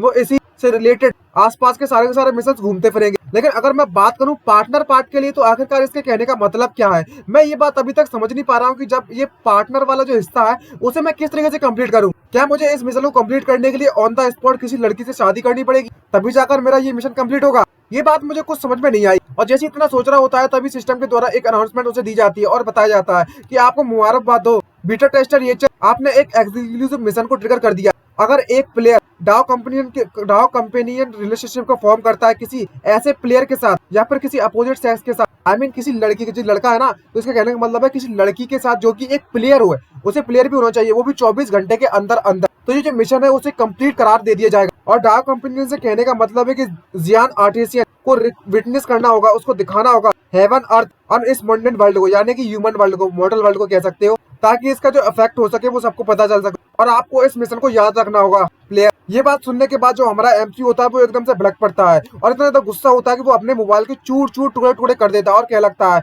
इस कमीने सिस्टम को देखो तो जरा, इसको देखकर तो ऐसा लगता है कि जैसे कि यहाँ पर कोई ड्रामा चलने में लगा हुआ है, खासकर वूजियन का ड्रामा चलने में लगा। आखिरकार ये सिस्टम चाहता क्या है जो कुछ भी दे रहा है भाई, कोई मतलब कुछ है ही नहीं, कुछ भी भाई, कुछ भी मतलब कुछ भी। और इसी तरीके से उसके गुस्सा वाला सीन निकल जाता है। नेक्स्ट में हमें जियांगचन इंस्टीट्यूट ऑफ टेक्नोलॉजी का स्कूल का सीन दिखाया जाता है और तभी हमें स्कूल के ऊपर का सीन दिखाया जाता है। भाई स्कूल को देखकर तो मुझे उस खंडर की याद आती है जो कि कई सौ साल पुराना था। भाई स्कूल इतना ज्यादा पुराना है क्या सच में? खैर वो सब छोड़ो। तभी हमें बायू को आते हुए दिखाया जाता है जो कि वहां से निकलती है और उससे लगती है कि तुम इस डिटेल्स के बारे में तो मुझसे नीचे ही बात कर सकते थे, तो आखिरकार मुझे यहाँ पर तुमने अकेले क्यों बुलाया है? क्लासरूम में भी तुम मुझे बता सकते थे ना इसके बारे में, तो आखिरकार इस जगह पर बुलाने का तुम्हारा मकसद? दूसरे में हमें ये चंद को दिखाया जाता है जो कि वो छत पर ऐसे खड़ा होता है जैसे कि न जाने कितना ज्यादा सीरियस हो, जैसे कि सारे दुनिया का बोझ इसी पर पड़ गया है। खैर बात तो सही है, पड़ तो गया है और इसमें तो वह कुछ भी नहीं कर सकता। और तभी ये चंद पीछे मुड़कर देखता है और उससे लगता है कि जो हमारी क्लासरूम है उसमें बहुत ज्यादा भब्बर मचा रखा है। क्या तुम्हें वह चीज याद है जो मैंने तुमसे कल कहा था? मैंने तुमसे ये भी पता किया था कि कल मैं तुम्हें डिटेल में सब कुछ बता दूंगा और सारी इंफॉर्मेशन प्रोवाइड करा दूंगा। तो मेरी बात अब ध्यान से सुन, अगर तुम कोई क्वेश्चन पूछना चाहती हो मुझसे तो तुम उन क्वेश्चन को अपने तक बनाए रखना जब तक मेरी पूरी की पूरी एक्सप्लेनेशन पूरी तरीके से खत्म नहीं हो जाती है, और उसके बाद तुम मुझसे कुछ भी क्वेश्चन पूछना चाहो पूछ सकती हो। ये बात सुनने के बाद जो बायू होती है वो लगे तुम्हारे कहने का मतलब है तुमने मुझसे कहा था कि तुम्हें चुनोबियो वाला स्टाइल वाली चीजें करनी जिस तरीके से तुमको कल कहने में लगे हुए थे। और चुनोबियो कहने का मतलब भाई साहब जो 8th ग्रेड का सिंड्रोम होता है ना कि हीरो बनने की एक्टिंग करने लगते हैं बच्चे लोग, कुछ वैसा ही। जब ये बात जैसे ही जब हमारा एमसी सुनता है तो वो एकदम से सरप्राइज हो जाता है और घबराने लगता है। भाई साहब एकदम से मुंह दास हो जाता है, इसकी बेइज्जती कर दी, घनी बेइज्जती। और तभी जो बायू होती है वो एक टेबल पर बैठ जाती है, उससे लगती है अच्छा ठीक है मैं तुम्हारी बात समझ गई हूँ, तुम्हें इतना नाराज होने की जरूरत नहीं है। जैसे कि तुमने मुझसे कहा था कल कि मुझे जाकर उस स्टार बिलियर्स गेम में अपनी आईडी को रजिस्टर कर लेना, और मैंने वैसा ही कर लिया है। और तो और मैंने आईडी बनाने के तौर पर आइस एलिमेंटल मैच को चुना है। और बात करें भारत यानी की साइड के बारे में, तो मैंने जो तुमने मुझसे कहा था उस एडवाइस को मैं फॉलो करने में लगी हुई हूँ और मैं कल उससे मिलने के लिए बिल्कुल भी नहीं गई और कोई इस एक हफ्ते के लिए मैं किसी प्रकार का कोई भी एक्शन नहीं लेने वाली। लेकिन तुम्हें एक बात पता होनी चाहिए कि जब लोगों ने मुझे वहां पर जिंदा और अच्छी हालत में वापस घर पर देखा तो उनका चेहरा देखने लायक था, जैसे कि उन्होंने किसी गोश्त को देख लिया हो। और मैंने ऐसा कुछ भी उन्हें नहीं बताया, तो मैंने उनके ऊपर छोड़ दिया है कि उनका दिमाग यहाँ पर कुछ समय के लिए पकता रहे और दिमाग खराब हो जाए। उन्हें भी तो पता चले कि आखिरकार क्या होता है ये मुझसे पंगे लेने का नतीजा। और इस वक्त जो वायु होती है वो कभी बवाल लग रही होती है। अगर इस बात पर हमारी वीडियो अच्छी लग रही है तो वीडियो को लाइक करना मत भूलेगा और चैनल को सब्सक्राइब जरूर कर दीजिएगा। और जब वायु से बताया लगती है कि इसने आईएस एलिमेंटल मेज को अपने कैरेक्टर के तौर पर चुना है, ये बात सुनने के बाद जो हमारा एमसी होता है वो थोड़ा सरप्राइज होता है और उससे कहने लगता है क्या तुमने सच में आईएस एलिमेंटल मेज को चुना है। ये बात सुनने के बाद जो वायु होती है वो उससे लगती है कि आखिरकार तुम इस बात को जानने के बाद इतना ज्यादा सरप्राइज क्यों हो गए हो, क्या इस कैरेक्टर को चुनने के लिए कोई परेशानी है। तभी हमारा जो एमसी होता है वो वायु से कहने लगता है कि जो तुमने आईएस एलिमेंटल मेज को चुना हुआ है वो कुछ ज्यादा ही टाइपिकल है, मुझे लगता है कि तुम्हें कुछ यूनिक चुनना चाहिए था इसके अलावा। और मन में सोचता लगता है कि वायु ने भी सिर्फ वही क्लास चुनी है जैसा कि उसने पास्ट लाइफ में चुनी थी। ये तो वाकई में कोइंसिडेंस वाली बात है, बिल्कुल पास्ट लाइफ जैसा ही चल रहा है सब कुछ। तभी हमारा एमसी उस वायु से कहने लगता है कि मेरी बात ध्यान सुनो, जब तुमने अपना अकाउंट उस गेम में रजिस्टर कर लिया है तो उस गेम में रजिस्टर करने के बाद सिस्टम में तुम्हें पब्लिक बीटा मिशन के लिए प्रमोट कर देगा और इन मिशन को कंप्लीट करने के लिए जो टाइम लिमिट है वो 7 डेज की है और अब खासकर सिर्फ 6 डेज ही बचे हुए हैं। और बताता है कि तुम्हें ऐसे टास्क को क्विट कर देना चाहिए जो तुम कंप्लीट करने में समर्थ नहीं हो और तुम्हें सभी के सभी टास्क को कंप्लीट करने की जरूरत नहीं है। लेकिन तुम्हें ये बात सलाह देना चाहूंगा कि जितना ज्यादा पॉसिबल हो सके तुम्हें उतना ज्यादा टास्क को कंप्लीट करना है, तो इस बात पर ध्यान देना। और एक बात याद रखना कि चाहे कुछ भी हो जाए नेक्स्ट संडे को दिन के समय में तुम्हें घर से बाहर नहीं निकलना और जितना ज्यादा हो सके उतना ज्यादा शांत रहने की कोशिश करना। जब तक तुम घर से बाहर निकलने के लिए अवॉइड करोगी तो मैं तुम्हें इस बात की गारंटी देता हूँ कि तुम उस वक्त वहाँ पर सेफ रहोगी और तुम्हें किसी भी परेशानियों का सामना नहीं करना पड़ेगा। और इस वक्त हमारा जो एमसी है वो काफी तो सीरियस होता है और अपने हाथों के सीधे जाकर वायु के कंधे पर रख देता है। ये देखने के बाद वायु भी कभी शौक होती है और वायु उससे कहने लगती है कि मैंने अभी तक सिर्फ एक ही मिशन को कंप्लीट कर दिया है और मिशन को कंप्लीट करने के बाद मुझे कहता है कि मुझे 1000 एक्सपीरियंस पॉइंट मिल चुके हैं सिस्टम के द्वारा और तो और एक आइटम भी मिला। लेकिन मुझे एक बात समझ नहीं आई कि जो नेक्स्ट मिशन के लिए जो बैकपैक था वह मुझे कहाँ से मिलेगा। और अब तुम आकर मुझसे कह रहे हो कि नेक्स्ट संडे में मुझे घर से बाहर नहीं निकलना है बिल्कुल भी। और वो एमसी से कहकर वहां से उठने लगती है और कहने लगती है कि अगर तुम मुझसे कहते किसी और टाइम पर बाहर ना निकलने के लिए तो मैं शायद उस समय पर बाहर ना निकलती। लेकिन नेक्स्ट संडे में हमारी भाई फैमिली की एक क्रूशियल मीटिंग है और तो और उस मीटिंग सारी की सारी जो मेन 4 फैमिली से जाग वो सभी की सभी उस मीटिंग में आने वाली है और तो और कुछ एस्ट्रोकॉट फैमिलीज और कुछ कॉर्पोरेशंस के लोग भी वहां पर आएंगे। और मैं इस वक्त भाई फैमिली की पब्लिक फेस हूँ, तो चाहे कुछ भी हो जाए मुझे इस तरह की मीटिंग को तो अटेंड करना ही पड़ेगा। क्या तुम्हें ये बात समझ में आई? तो मैं इस मीटिंग में चाहे तो मुझे जाना ही होगा, आप इसका कुछ कर भी नहीं सकते, मुझे माफ कर देना ये चैंग। ये बात सुनने के बाद जो ये चैंग होता है वो थोड़ा सरप्राइज हो जाता है और मन में सोचने लगता है अनएक्सपेक्टेड कंडीशन, लगता है मुझे ही कुछ करना पड़ेगा। और तभी वो वायु से क्या लगता है खैर आप उसमें कुछ कर भी नहीं सकते, चाहे मैं तुमसे कहूँ अटेंड करो या ना करो तुम जरूर अटेंड करोगी और मेरी बात तो बिल्कुल भी नहीं सुनोगी। लेकिन अगर तुम सच में वहां पर जाना चाहते हो तो यहाँ पर एक कंडीशन होगी मेरी, तभी मैं तुम्हें वहां पर जाने की परमिशन दूंगा। ये बात सुनने के बाद जो वायु होती है वो उससे कहने लगती है क्या कंडीशन है तुम्हारी। और कहने लगता है हमारा एमसी उस वायु कि मैं उस मीटिंग में तुम्हारे साथ चलूंगा और चाहे कुछ भी हो जाए तुम्हें मेरी साइड को बिल्कुल भी छोड़कर नहीं जाना है, 1 मीटर के अंदर अंदर रहना है जब तक मैं इस बात को लेकर श्योर ना हो जाऊं कि वो जगह बिल्कुल सेफ है। ये बात सुनने के बाद जो वायु है उसके दिमाग के अंदर की दिमाग की बत्ती जलती है और इस मौके का फायदा उठाते हैं, कुछ ना कुछ तो करने वाली होती है। और उससे क्या लगती है अगर ऐसी बात है तो ठीक है मैं तुम्हारी कंडीशन को मारने के लिए तैयार हूँ, लेकिन मेरी भी यहाँ पर एक कंडीशन है। और उसके हाथों को पकड़कर अपने बड़े बड़े गुब्बारों में फंसा लेती है और उससे कहने लगती है कि यहाँ पर तुम मेरे बॉडीगार्ड बनकर मेरे साथ नहीं चलोगे बल्कि मेरे बॉयफ्रेंड बनकर मेरे साथ चलोगे। अगर तुम इस कंडीशन को लेकर तैयार हो तो मैं तुम्हारे साथ चलने के लिए तैयार हूँ, तुम्हारी बात मानने के लिए भी तैयार हूँ। ये बात सुनने के बाद हमारे एमसी को कुछ भी समझ में नहीं आ रहा होता, उससे पूछ लगता है क्यों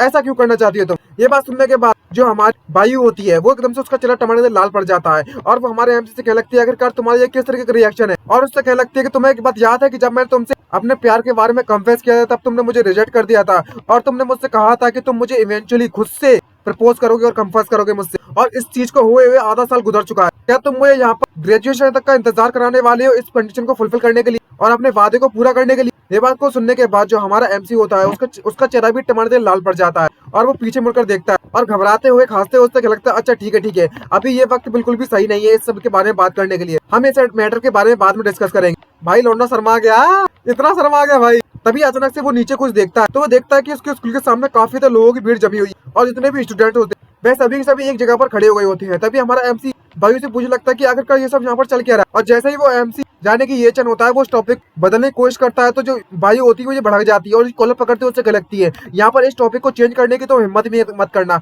जल्दी से मेरे क्वेश्चन का जवाब दो मुझे, और मुझे आंसर देना ही होगा मेरे उस कंफेशन। तभी जो हमारा एमसी होता है वो उससे लगता है यहाँ पर 1 सेकंड के लिए रुको जरा, और वो देखता है नीचे कि वहाँ पर काफी सारे स्टूडेंट लाइन लगाकर खड़े हुए हैं। और वो भाइयों से पूछ लगता है कि आखिरकार इस आफ्टरनून में हमारे स्कूल में चल क्या रहा है सब, और यहाँ पर सभी के सभी जो लोग हैं वो प्लेग्राउंड में क्यों खड़े हैं, वो भी इस तरीके से। ये बात सुनने के बाद जो हमारी भाइयों होती है वो हमारे एमसी से कहने में लगी हुई होती है, क्या तुम किसी पत्थर के पत्थर की गुफा में रह रहे हो क्या, तुम्हें होश बोश भी क्या चल रहा है स्कूल में, क्योंकि हमारे जो स्कूल का कल्चर फेस्टिवल वो नेक्स्ट मंथ आने वाला, इसलिए आज स्कूल में पूरे स्कूल में एक असेंबली का अनाउंस किया गया है। क्या मैंने तुम्हें लास्ट फ्राइडे को इस क्लास मीटिंग के दौरान तुम्हें कुछ भी बताया नहीं था क्या, मैं तुम्हें सब कुछ बताया था, तुम सब कुछ भूल गए यार। ये बात सुनने के बाद जो हमारा एमसी होता है पता नहीं क्यों इतना ज्यादा एक्साइटेड हो जाता है और चिल्लाते हुए क्या लगता है, तुम्हारे कहने का मतलब है कि हमारे स्कूल के जितने भी लोग हैं वे सभी के सभी लोग यहाँ पर इस प्लेग्राउंड में इकट्ठे होने वाले हैं। ये बात सुनने के बाद जो हमारी भाई होती है वो उससे कहने लगती है, खैर मैं तुम्हें ये कहना चाहूंगी यहाँ पर सभी के सभी लोग तो इकट्ठा नहीं होंगे, लेकिन ज्यादा से ज्यादा लोग जरूर इकट्ठे होंगे। और हमारा एमसी ये बात जानने के बाद काफी तो खुश हो जाता है और उससे लगता है क्या ये चीज हमारे लिए काफी आसान हो गई, चलो अच्छा है कि यहाँ पर इतने ज्यादा लोग इकट्ठे हो चुके हैं। ये बात सुनने के बाद जो भाई होती है वो उससे लगती है, आखिरकार तुम्हारे कहने का मतलब क्या,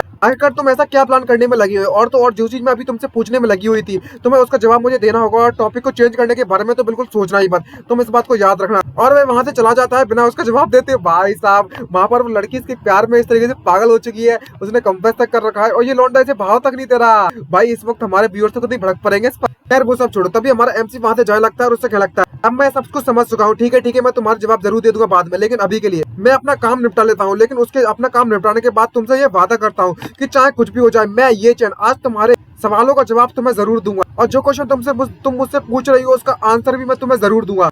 और वो किसी हीरो की तरह वहां से एक चुनूबिया बॉय की तरह वहां से निकल जाता है, और पीछे से हमारी जो भाई होती है वो इस तरीके से उसे जाते हुए देखती है तो वो कभी भाई साहब शौक हो जाती है, और शौक होते हुए जब उसको जाते हुए देखती है उससे क्या लगता है कि आखिरकार कुछ दिनों से ये बंदा करने में क्या लगा हुआ है, मुझे हर वक्त ये सरप्राइज करने में लगा हुआ है, पता नहीं ऐसा क्या कर रहा है इतना सरप्राइज देने में लगा, और आखिरकार इस लड़के के दिमाग में चल क्या रहा है कुछ भी समझ में नहीं आ रहा। और इसी सरप्राइजिंग के साथ हमारा ये पार्ट खत्म होता है। उम्मीद करता हूँ कि हमारी वीडियो आप सभी को अच्छी लगी हो तो वीडियो को लाइक करना मत भूलिएगा एंड चैनल को सब्सक्राइब जरूर कर दीजिएगा, और सभी के सभी लोग कमेंट कर अपनी फीडबैक देना जरूर दे। तो गाइस मैं उम्मीद करता हूँ कि आप सभी के सब लोग हमारे चैनल को सब्सक्राइब कर ही देंगे और बेल आइकन को ऑल पे जरूर सेट कर दीजिएगा ताकि नोटिफिकेशन आप तक बिना किसी परेशानी के पहुंच रहा है। और जिन लोगों ने अभी तक हमारे मेन चैनल की वीडियोस को नहीं देखा तो आप लोग वहां जाकर देख सकते हो, क्योंकि मुझे पता है कुछ लोगों को हमारे मेन चैनल के बारे में नहीं पता, तो आप होम सेक्शन में जाकर जहाँ पर चैनल्स में जाकर देख सकते, वहाँ पर मैं रेगुलर वीडियो डालता हूँ और आप लोग अब रिकमेंड कर सकते हो ऐसी वीडियो जो की यूट्यूब पर अभी तक किसी ने एक्सप्लेन नहीं की, क्योंकि जो भी मैं ढूंढता हूँ साला कोई ना कोई से एक्सप्लेन कर चुका होता है तो व्यूज नहीं आते उस पर, तो लोग देखना पसंद नहीं करते हैं,